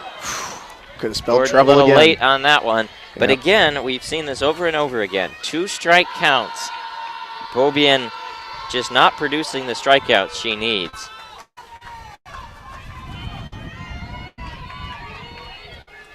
Which she does need, as opposed to Megan Good, who has been hitting or pitching to so much contact. Yeah. I mean, they've both been good, but Beaubien's never been a huge strikeout pitcher. The 1-2 is popped up foul over our heads. Yeah. She's not a strikeout pitcher in the way Megan Betzel was, but it's certainly a vital aspect of her game.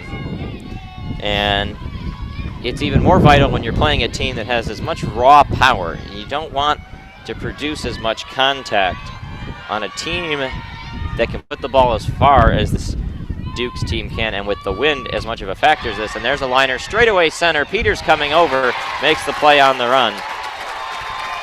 You know, right there, Kate Gordon, that's a hitter. Yep. Every time she makes contact, it's into the outfield. Yep. And that's that's the danger of playing. That one's JMU. still close to finding the gap. I mean, it took Yeah. an extended glove on the run from Peters. Megan Good at the plate. Hit a homer her last time up.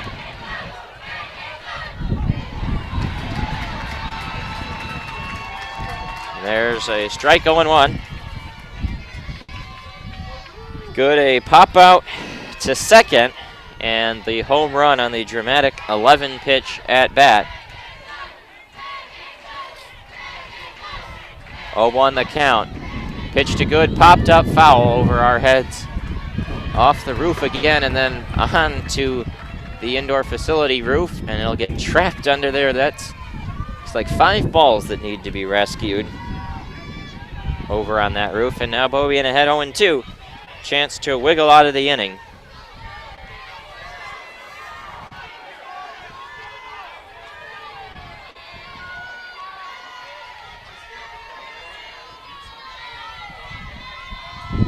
Oh, and 2 pitch is high, and it gets off the glove of Carson.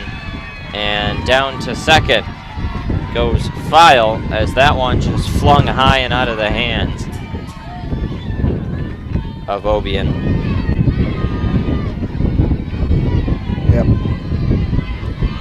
Wild pitch. 1-2 the count.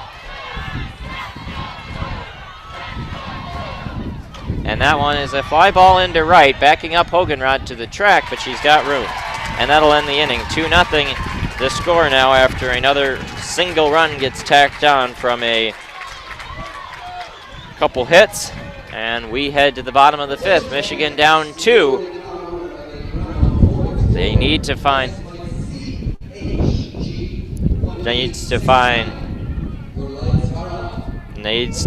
an answer. Check my license plate, make sure that's not me. What do you say? I didn't hear. CHG 1869. We did go sit in the car Yep. in between games. This is why I always keep a picture of my license plate on my phone. Because also when you walk into hotels, you know, Yeah. like if you park, they want to know your license number. Yeah. I so often have to go out and check the car. I need to tattoo it somewhere. Uden 6-7-8.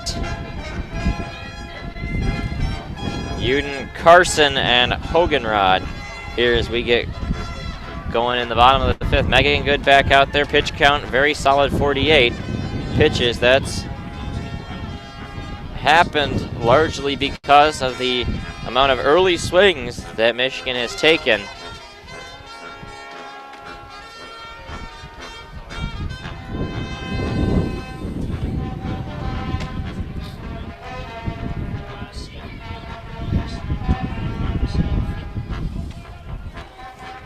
Bonnie Thole and Carol Hutchins talking to Maddie Uden.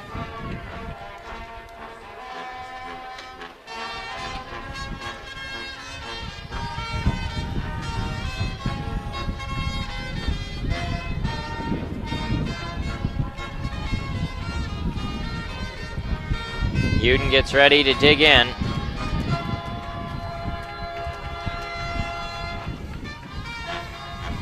Gotta do something.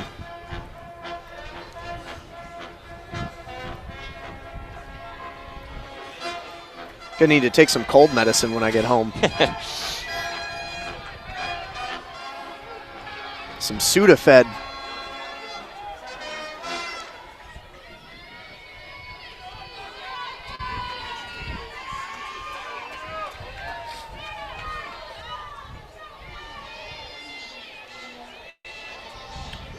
Can Megan Good continue to mow him down?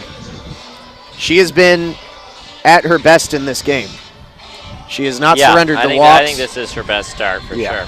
Has not given up the base runners. I mean, she's given up some harder hit balls in this game than perhaps in others. Certainly the double to Sobczak, but she's been able to wiggle through the necessary 4 innings so far. Uden fouls back the first pitch. Uden's been very aggressive. Yes. All series long, and she got the big hit that was needed on Saturday afternoon. Uden digs in. There's a called strike. Good, just pounding the zone right now.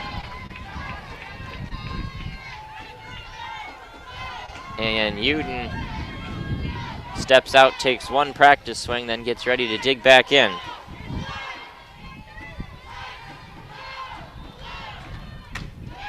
High and outside.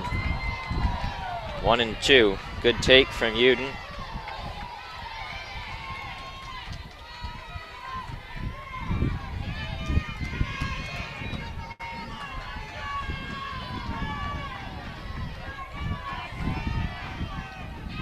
Spinning the ball in the right hand is good. The windup and the pitch high.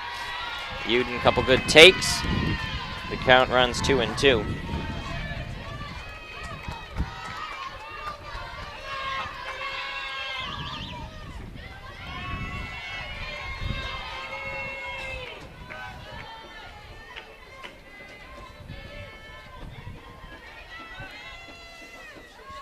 Pitch, Uden fouls it straight back and looping over and into the concourse.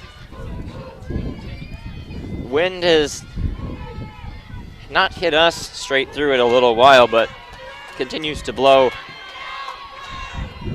strongly to center.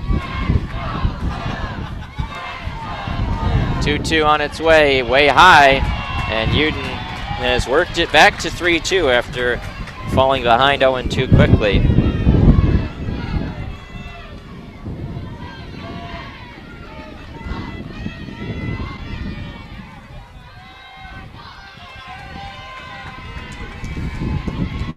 Good checks the wristband, trying not to let the leadoff runner on. 3-2 on its way. Uden pokes it foul down the third base side. Half swing there. Just tapped it the opposite way. Yeah.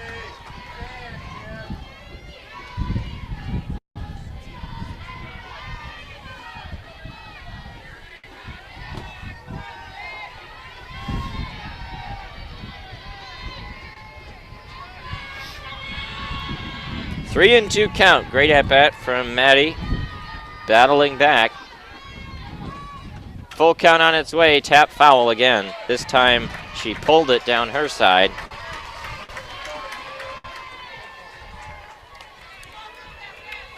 One of the longest at bats we've seen so far today. Yeah. She did have that 10-pitch walk early on in the game yesterday, or on Saturday, I should say. 3-2, swing and a miss. Rise ball got her, and Uden down on strikes again. That one looked like it probably would have been a ball. Yep. Yep. Carson gets ready to dig in.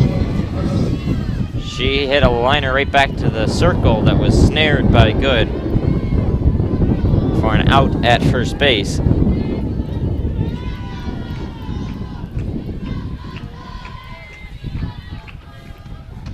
Check swing on a pitch up high. They say she went. Close. Yeah, Close enough. Definitely looked pretty borderline there. The rise ball fooling Carson. That is Chris Tahanika down over at third. The only guy who prior to this weekend had done Michigan softball games this year. Yeah.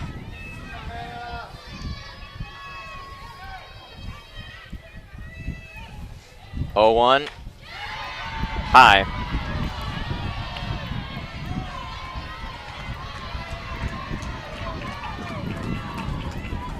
James Madison fans wanted that pitch. Yeah.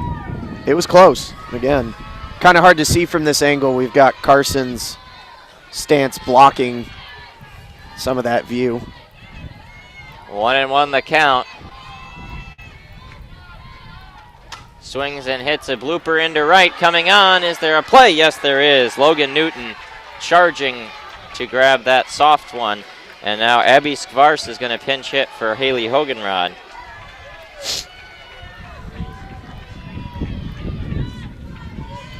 We've been wondering if Skvars was going to pinch hit since the morning game. She's been very strong in her pinch hit opportunities this year. 360, 9 hits, 25 at-bats in pretty much only a starting capacity. Yep, this will be the opportunity.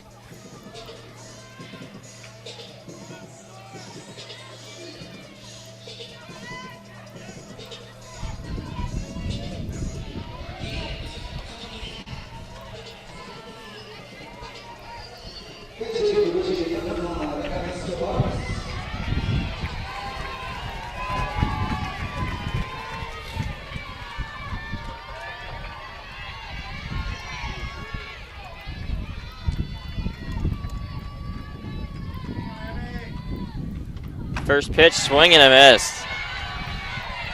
Swinging for the fences there.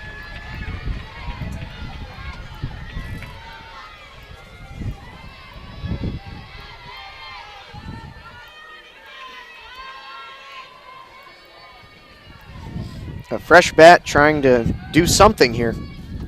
Swings and pops it up foul. Doesn't really seem like Good much cares who comes to the plate right now. Yeah. She has been lights out.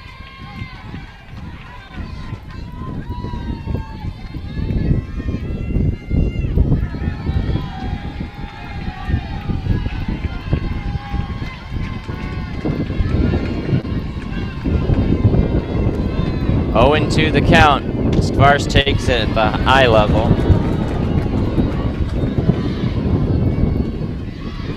1-2 count. Win now going back through the terrace.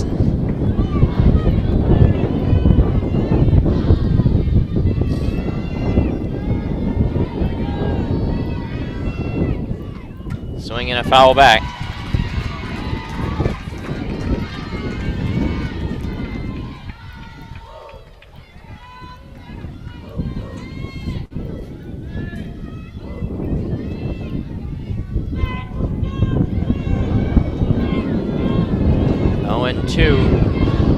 Now to 1-2. Skvars stares in it good. Swing and a miss. Pitch at the eye level. Some ugly at-bats there in that inning. And another 1-2-3 inning for Megan Good, and she will be just 6 outs away from heading to Los Angeles next time she comes up.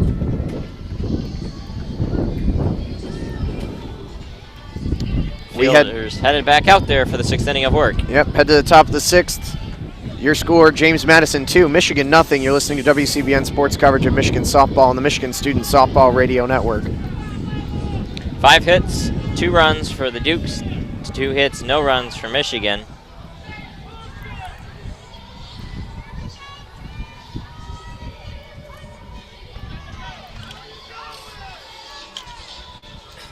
It'll be Odyssey Alexander, followed by Logan Newton, and then Sarah Jubis.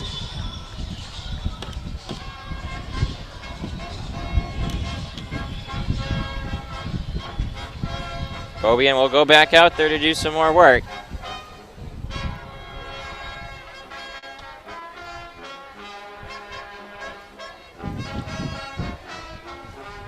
She's now pitched 27 innings this regional, 4 runs conceded. That's an ERA just a tiny bit over 1.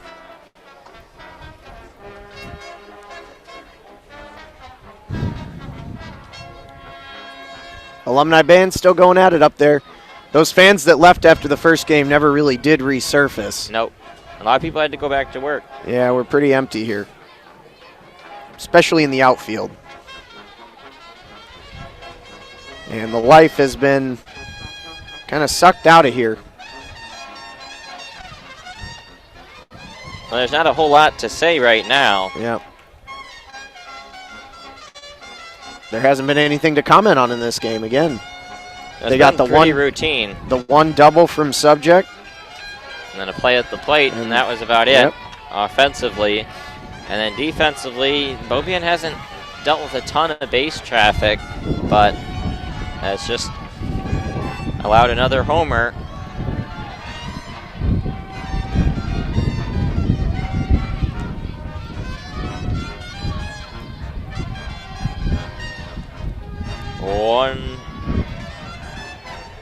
Another inning for Beaubien to go to work. 89 pitches. One more chance to keep JMU off the board.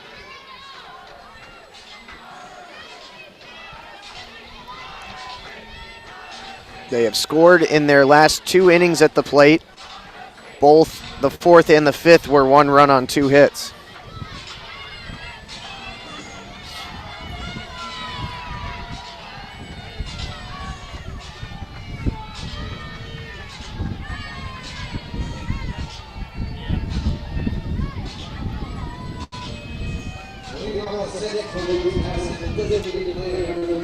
Alexander's ready to come on up. Obviously, Alexander digs in 0 for 2 today. He's been very quiet this series. Pop up and a ground out. There's a check swing strike.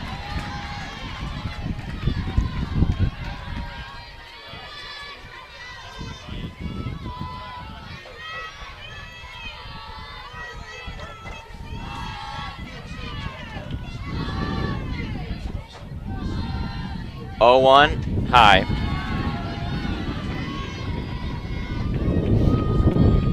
Pop out over to short and a ground out to second for Alexander, who has been one of the coldest players at the plate for James Madison. 1-1. Swinging a hard grounder to short. Rodriguez snares a throw across the diamond, picked by Subject at first. And an out. Calvin Walker, he's fascinating. It just, I mean, that ball was in Subject's glove, and she held it there for about 3 seconds before he finally pointed very sternly at the glove and then went up with the right arm. He bends over and then just looks at it for a long time and then slowly begins to make a call. Just fascinating. Swinging a grounder right back to the circle. Beaubien bobbles it, throw, no play. And the runner rammed into Subject at first. Beaubien just unable to field that one, and it'll be an infield single. Yep. Not quite as sure-handed as Megan Good has been today. And that'll bring up Sarah Jubis. 1 for 2 today, a single and a ground out.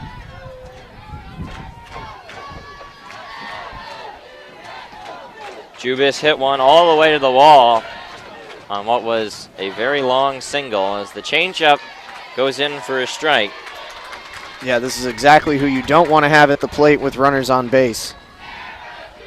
It's wavered at points today, but that was a pretty good first pitch changeup. Yeah. Catcher off guard. 0-1 the count. Now that one floats high. Jubis has had a monster weekend across all the games. Some home runs, a couple of big bombs. Hitting pretty much everything hard with the exception of Saturday's game. The 1-1 count on Jubis, runner down there at first. Called strike. 1-2.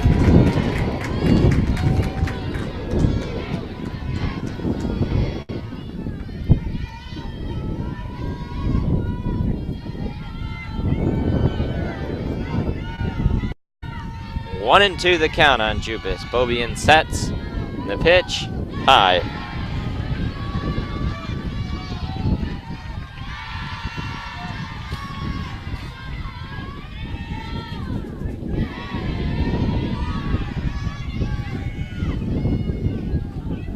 Two and 2 the count. Swinging a foul back.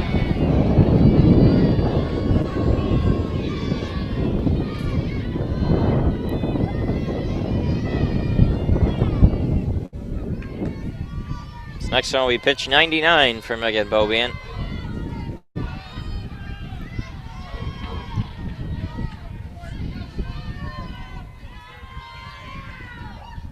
Change up in the dirt. You stole it from me. I was going to say the next pitch is pitch 100. Yep. So the next pitch is pitch 100. This is now all-time high in pitches in a day for Megan Beaubien, but still looks pretty sharp out there. Yeah. Not. All things considered. Yeah. 3-2. Just a tad inside, I guess. Yep. Huh. So now runners on first and second with one out. That'll bring up Road Cap. And out goes Jen Brundage.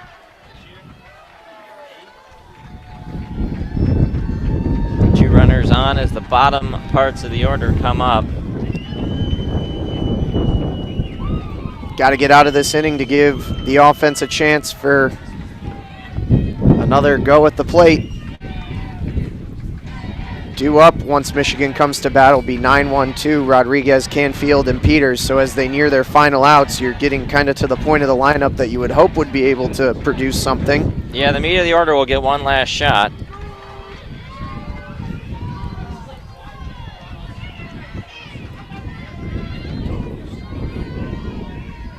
Bowian steps back on the rubber. Runners on first and second. One out in the inning. Roadcap's got a pair of strikeouts swinging today, and she looks at strike one. Bowian's only collected 3 strikeouts in this game, and 2 of them were from Roadcap herself.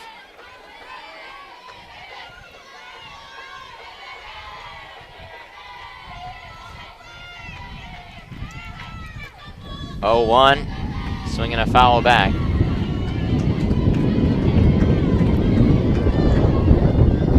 Roadcap has not been excellent at the plate, but has been excellent behind it all weekend.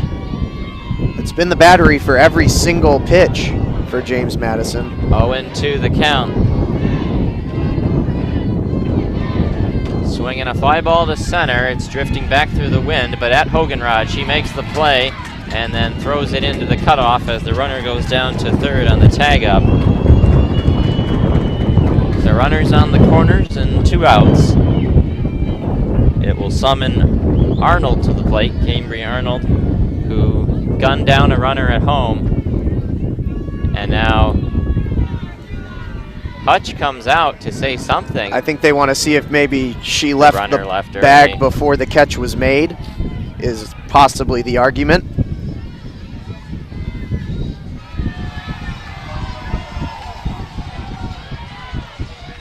Yep, Hutch arguing whether or not. Well, in a lot of those situations, you do have to ask for an appeal for the appeal to come. Umpires who are in charge of watching that often don't have to make that call unless they are appealed, even if they saw something.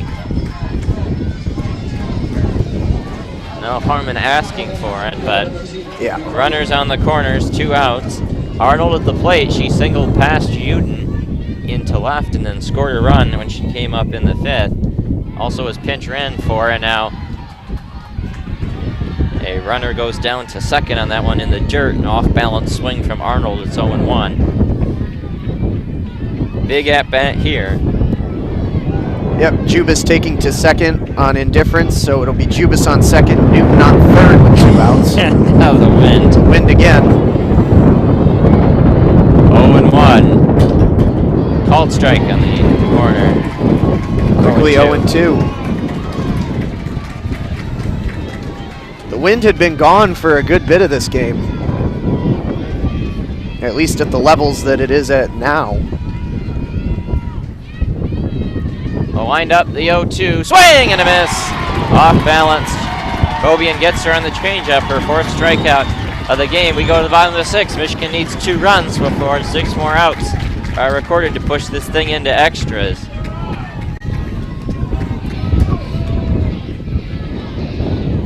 You're listening to WCBN Sports coverage of Michigan softball on the Michigan Student Softball Radio Network. Yeah, the wind is now almost blowing dead to right field. Yep, right at us. Rodriguez, Canfield, Peters, 9-1-2. Got to make something happen. Been saying it inning after inning, but down to the final 6 outs.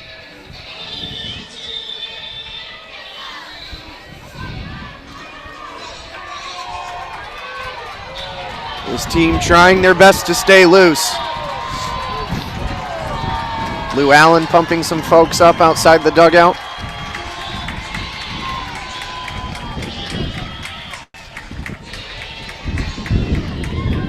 Both teams with the season on the line. I'll tell you what, my season's on the line. There's nobody else I want out there but Megan Good right now. Yeah, she's just been firing on all cylinders. We talked about Miranda Ellish for Texas, doing all she could to stave off elimination for the Longhorns. Megan Good has put together an equally incredible performance. She was the 2017 National Player of the Year, one of the 10 finalists for that award again this year. She could win it. I don't really know was going to win that award, but it wouldn't shock me. Yeah.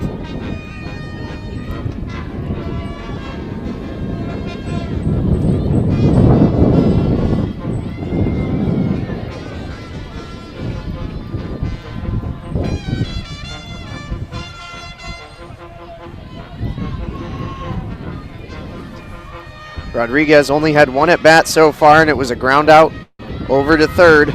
Yeah.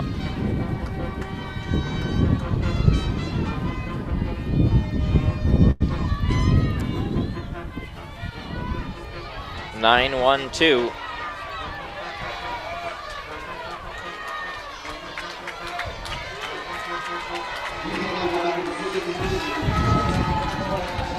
Here we go.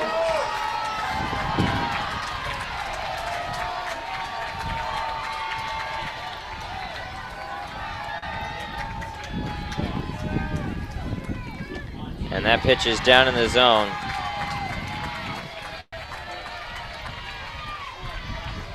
Want to know the count on Rodriguez.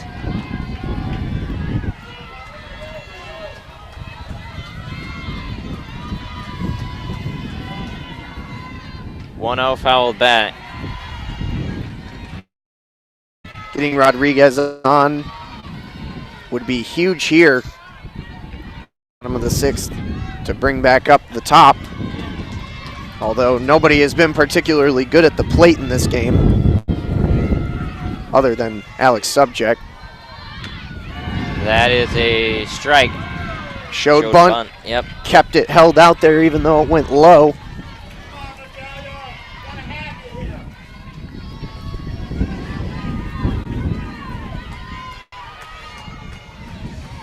One and two the count. Rodriguez grounded out to second. First time up. She takes that one down.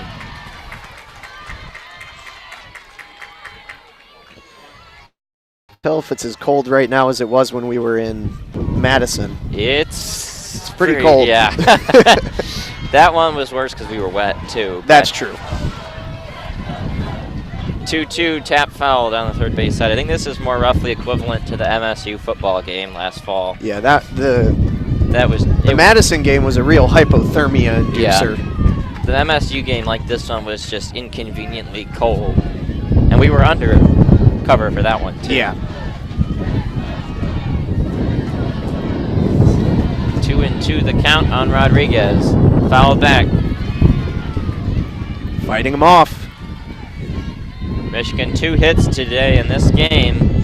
Good. All from Alex Subject. Good has been so efficient. That was just pitch number 71 here in the sixth.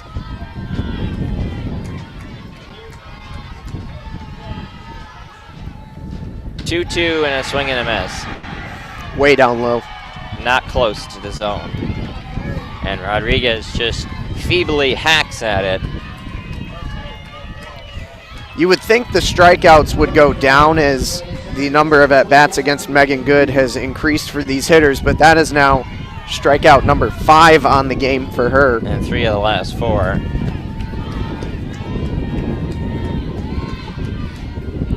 Canfield at the plate now. Takes it high.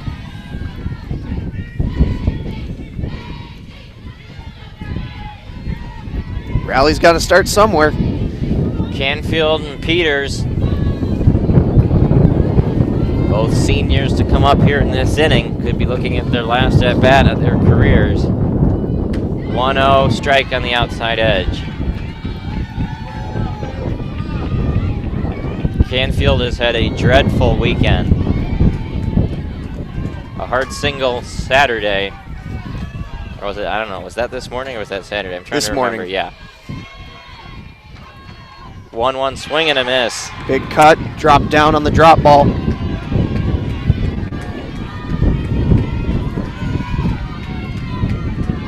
One and two the count.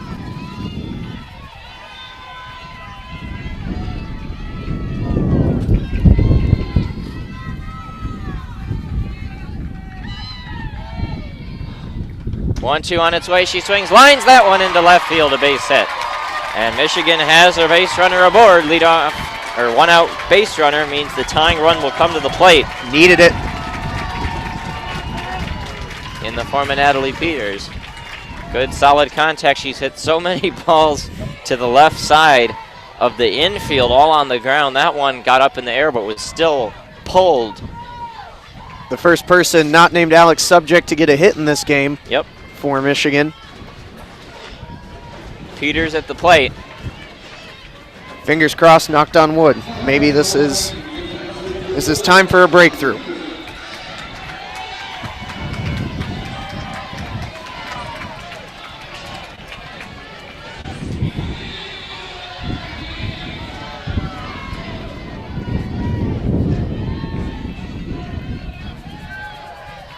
Peters at the plate, 0 for 2 today. Went back to the circle and then a fly out to left. Takes that one for a strike. Good. Has just been locked in command-wise.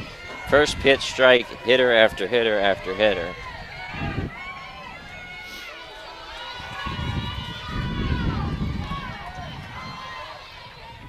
Oh, 1.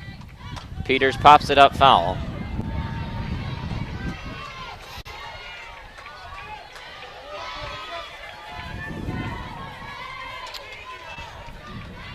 Got to be in protect mode now. Peters is not a real strikeout hitter. 175 at bats, just 7 Ks. 0-2 swings and chops. That one is going to be a tricky underhand scoop from Good to get the out at first. Canfield goes on down to second. 2 outs in the inning, but Lexi Blair at the plate. One swing of the bat could tie the game. If she can just get a hold of one. 0 for 2 in this game, 0 for 6 on Saturday. More success this morning, though.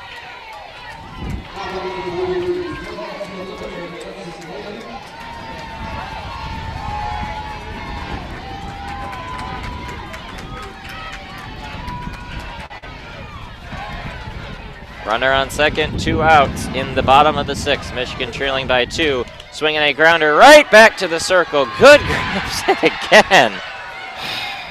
She's got like 3 feet long arms that just snag everything close to the circle, vacuuming it up. And that's it. And we go to the 7th. She's done it all. Home run, defense, pitching.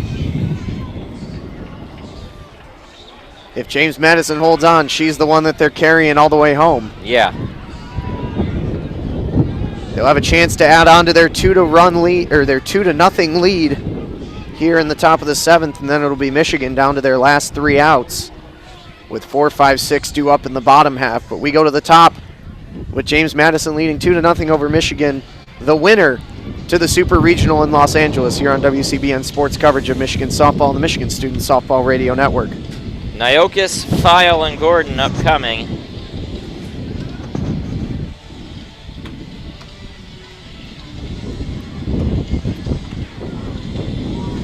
Bovian will go back out for one last inning.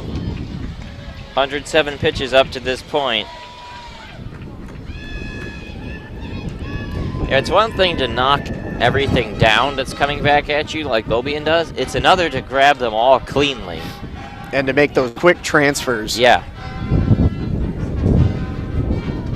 mean, Bovian got first team all defense in the Big Ten. She fields her position well. She knows how to locate those ones that come back at her, but pitcher defense doesn't get talked about a whole lot, but it's been masterful for Good.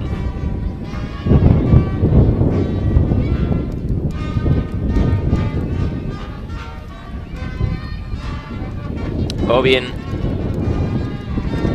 peering in at Carson as she delivers her warm-up pitches. Carson shoots down towards Rodriguez.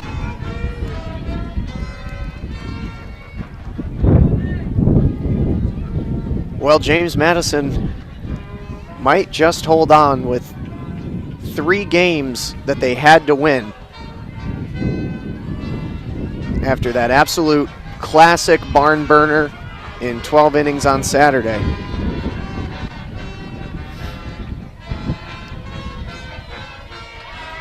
We just crossed the 2-hour mark of this contest. I imagine everybody would like a trip to Los Angeles right now. Yeah. If for nothing else, then some nice warm Pacific air. Getting ready to dig in is Madison Iokis as soon as we get word from the TV.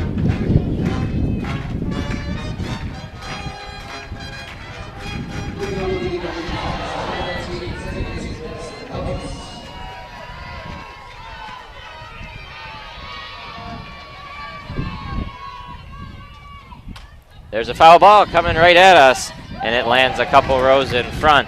A fan snagged it. Nice bare hand grab, yep.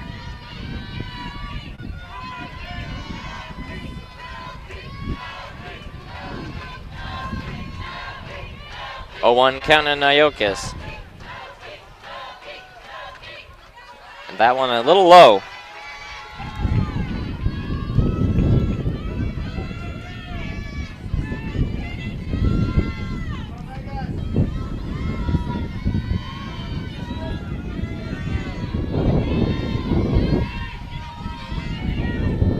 One count, pitch high, 2-1.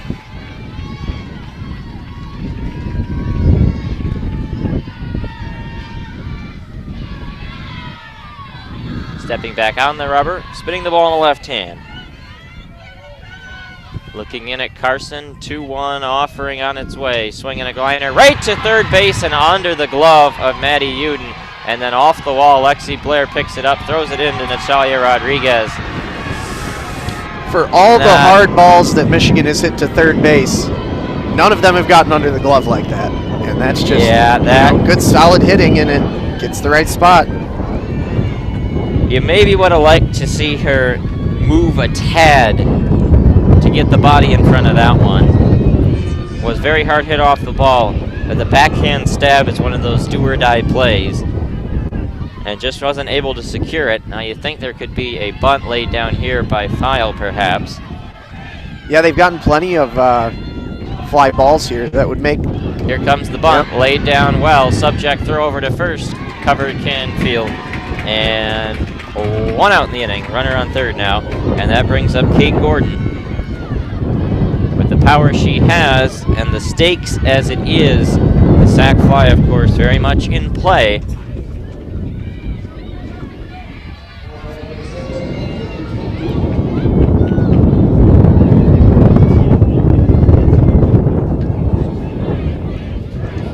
Subject pulled in close as well. Wondering about his squeeze, perhaps? The changeup flutters in for a call strike. It worked for Wisconsin against Oklahoma twice, back to back. 0-1 the count.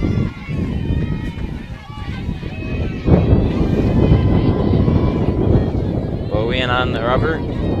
Wind up the pitch, fouled back. Now she's quickly ahead 0-2. Got a strikeout swinging from Gordon earlier in the game. 1 here would be useful.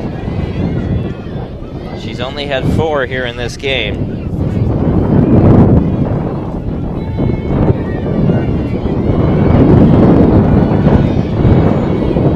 The wind picking up right through our face.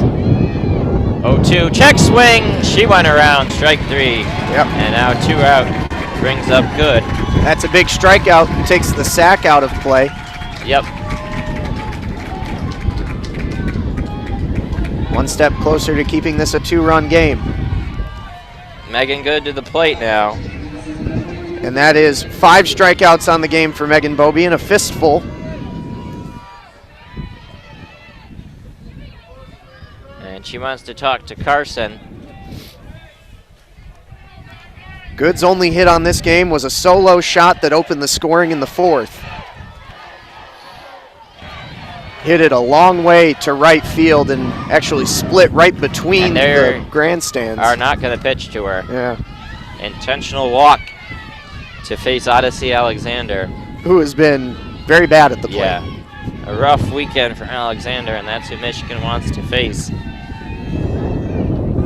There's ball 2.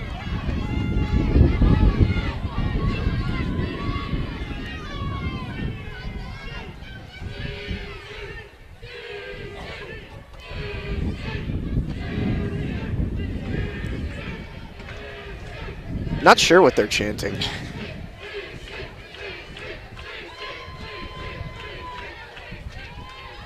3-0 on its way outside. And the 4-pitch walk, intentional fashion, and down to first goes Megan Good. And now Jen Brundage coming out to talk on how they're going to approach Odyssey Alexander. 0 for 3 in this game. She was 0 for 3 this morning, and she was 0 for 4 with walk in the regional against Michigan. Yep. But a chance as good as any here with runners on the corners and 2 outs to extend a 2-0 lead. Megan Bobian trying to close the door and give the 4, 5, 6 hitters one more chance. I think we might see a pinch hitter actually here. No, pinch runner. Pinch runner for Good at first. JMU delving into the endless roster that they have. That will be Sydney Lascola coming in. We saw her on Saturday pinch run.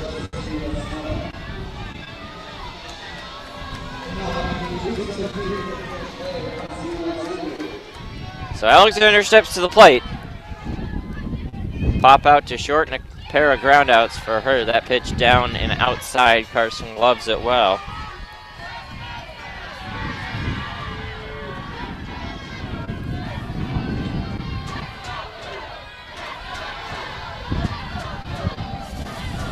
One-0 on its way. Called strike on the outside edge.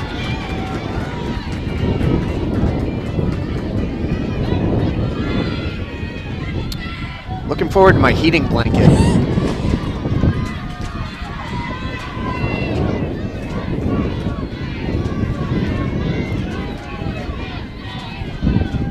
One poked into center field. Peters is there, and that will end the inning. Bobian works around a leadoff double and gives Michigan's offense one last shot, 3 more outs. Separate the Dukes from Super Regional. No runs on 1 hit and a walk as we go to the bottom of the 7th. Final call on the season for the Wolverines, down by 2. 2-0 James Madison here on WCBN Sports coverage of Michigan softball and the Michigan Student Softball Radio Network. In advance of the 7th inning, in the event that Michigan is unable to pull this out, we just want to say in advance to all of you who have tuned in with WCBN for any of our Michigan softball coverage throughout the season that we greatly appreciate your listenership and your support. We've had a lot of fun from starting the season in Tampa to the Carolinas. Some other road trips. Drain was at Ohio State. Big Ten Big Ten tournament in Bloomington. We've already seen a couple bits of hardware this year with the regular season and the conference tournament championship. And for those of you who have listened in with us along the way, we would not be able to be at all of those places without you. But it's not over yet. 3 outs to go, 2 runs to get. It'll be Allen, Subject, and Uden. The objective for Lou is to get on base and set up Subject, really the only hitter who's seen Good well today.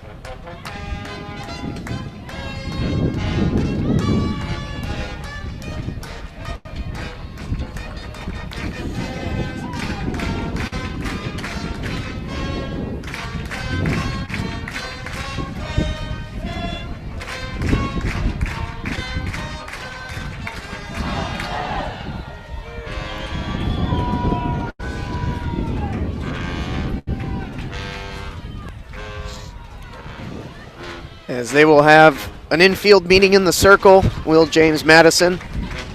Lou Allen taking practice cuts outside the batter's box. The Dukes 3 outs away from Los Angeles.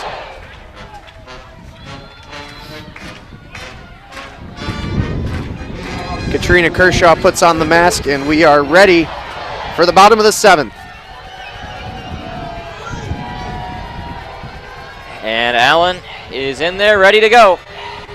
Good checks the wristband and delivers a first pitch high and outside.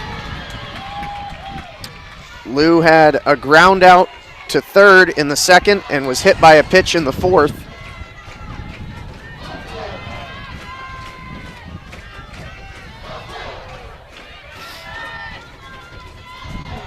1-0. Swinging a grounder to third. Gloved well by File. Nice play. She is very good. Sure-handed all weekend long. And has just got it done play after play after play. And again, Lou saw something she wanted to hit. It just wasn't the right one. Subject at the plate now. Needs to find a way to get on base. Double and a single.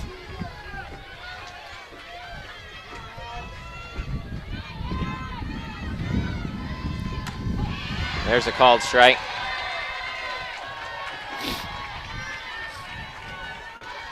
Uden standing on deck.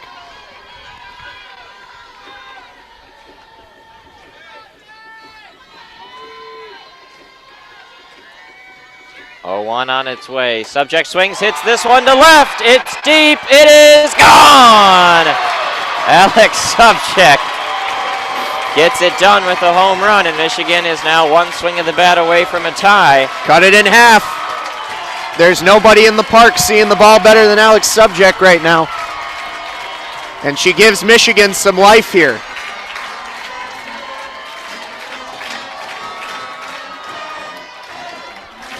Got all of that one. No doubter to left. No help from the wind there. It was gone off the bat. And now it gets a little tighter.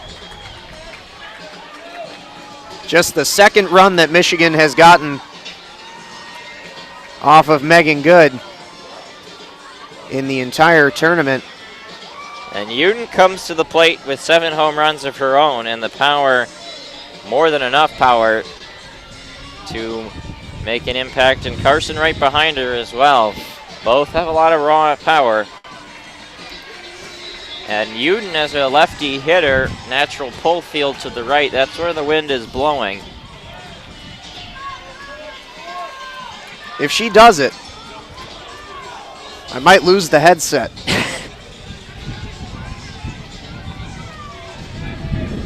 You never know until you're down to your final out, and Carson, also a good hitter, on deck.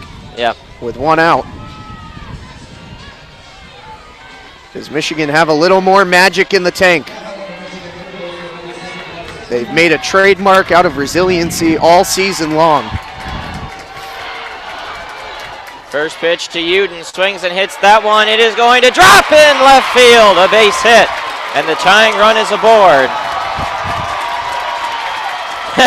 Well, first pitch and just a little blooper finds the hole between Jubis and Gordon in short left field.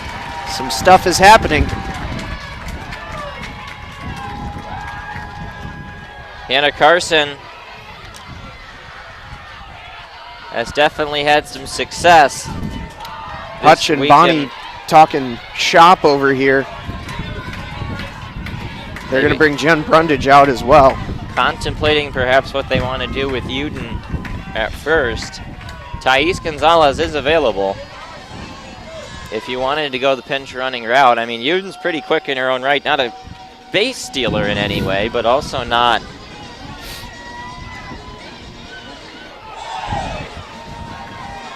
big concern. Morgan Overitis is available to pinch hit for Hoganrod on deck.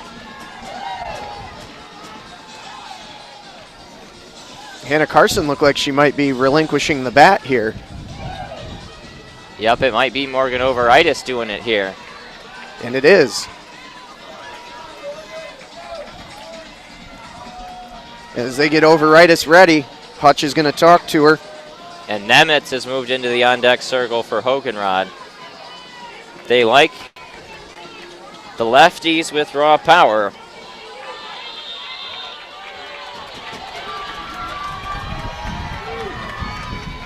Overitis in the game this morning 0 for 1. On Saturday 0 for 2, but a walk in that one. Overitis, the lefty hitter, stands in there against Megan Good. The wind-up and the first pitch inside, 1-0. Crowd all to their feet. Standing in front of us. Uden down there at first. 1-0, called strike. The middle infielders are pinched a little closer to the second base bag. Gaps between first and second, short and third. 1-1 the count on Morgan Overitis. The freshman. Ball outside. That one looked Woo. good. That one looked good. Borderline call there, but not up with the right arm was Kershaw. 2-1 count. Crowd trying to make as much noise as they can. 2-1. Overitis takes it for a strike, 2-2. Very similar spot to the last pitch. Yeah. That one bit. These are really, really good pitches from Good. Dotting the edges. Overitis digs back in, runner on first, 1 out. Michigan needs a run here in the bottom of the 7th with the backs against the wall. Good checks the wristband. 2-2 coming in the dirt, and now the count runs full.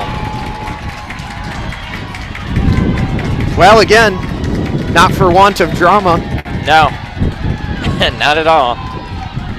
Michigan cold pretty much the whole game, but something brewing here in the 7th.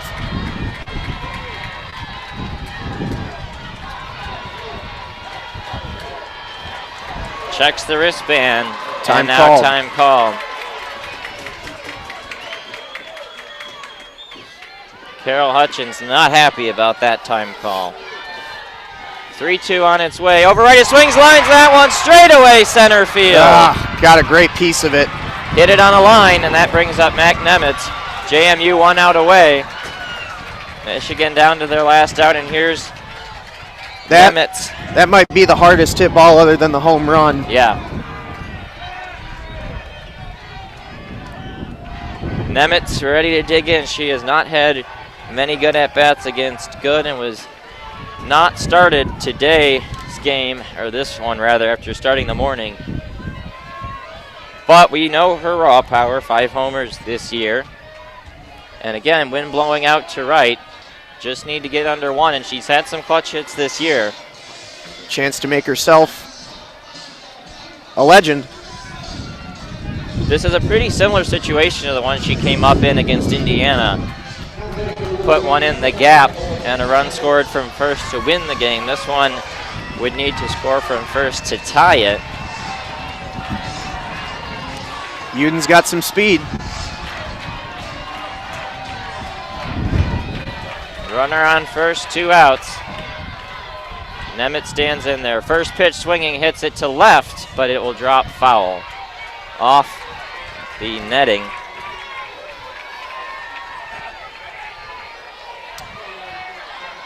One more out.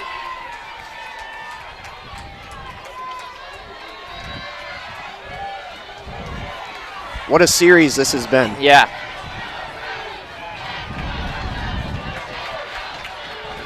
Oh, and 1 the count on Nemitz. Good checks the wristband. The windup and the pitch. In strike.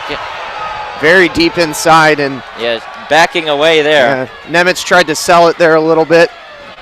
Maybe. Quickly 0-2. She struck out quite a bit in this weekend series. Does she have something different here? 0-2 on its way. Outside. That's a hard take. Wow. Maybe the old makeup call there. Yeah, it's a very hard take. James Madison thought they had it.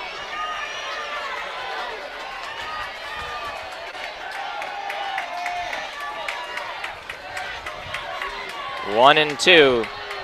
The pitch in the dirt. She swings. Throw down to first, and the James Madison Dukes have done it. They are going to the Super Regionals. And you can't say they don't deserve it with the performance that they've got in the circle from Megan Good all weekend long. They had their backs to the wall after the 12-inning game. They had to win 3 in a row, and they did just that.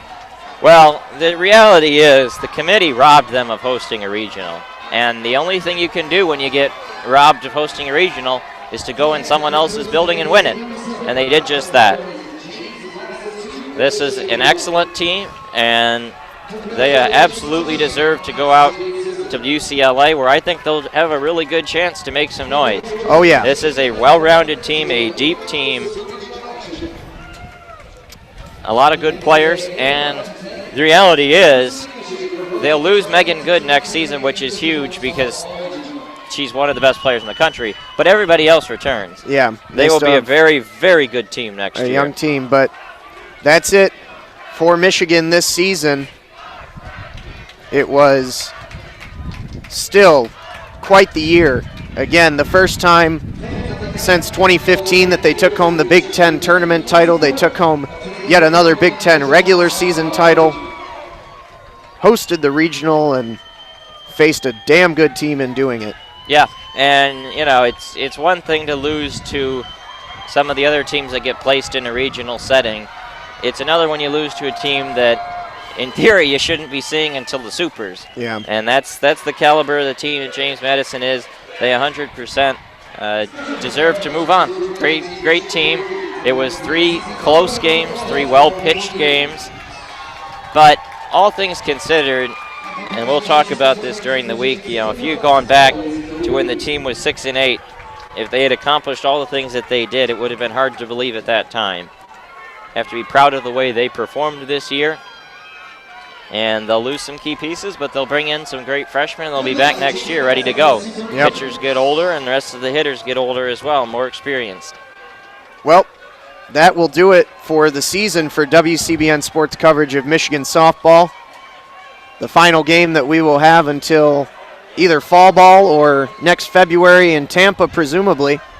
Yeah, it's covering this team this year has been a blast. We got to call 3 different walk-offs, some hardware in Bloomington, a lot of great moments.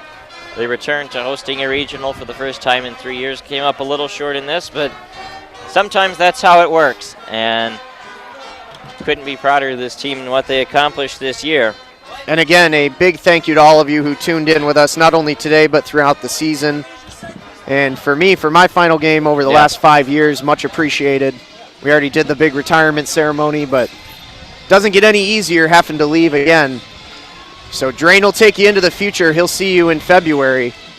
And that'll be it for us here from Alumni. Yeah, I did 51 games this year on WCBN Sports, right on the nose. And this is the last one of this school year. We'll be back on August 31st in the Big House against Middle Tennessee State. Until then, it was a blast this year. Everybody who tuned in got great ratings across all the different sports we did, and a lot of fun, and couldn't have had a more fun season. And you can still tune in with WCBN for Michigan baseball live from Omaha for the Big Ten tournament coming up on Wednesday afternoon. I believe that's a 4:30 first pitch, 1:30 or 4:30. We'll have Austin Falco, Nick Hornberg, and then Daniel Thompson if they make it to the weekend. But Michigan baseball is still going. WCBN Sports will continue to bring you the coverage, and we're always happy to do so. Yeah. Final score, James Madison 2, Michigan 1. The Dukes move on. Michigan season comes up a little short, but the regular season and postseason Big Ten champions will live to see another season next year. Until then, for our softball coverage and everything else, I want to say thank you to all of you for listening one last time. Jeremy Parks, Alex Strain, it's been a blast. Good night, and go blue. Go blue.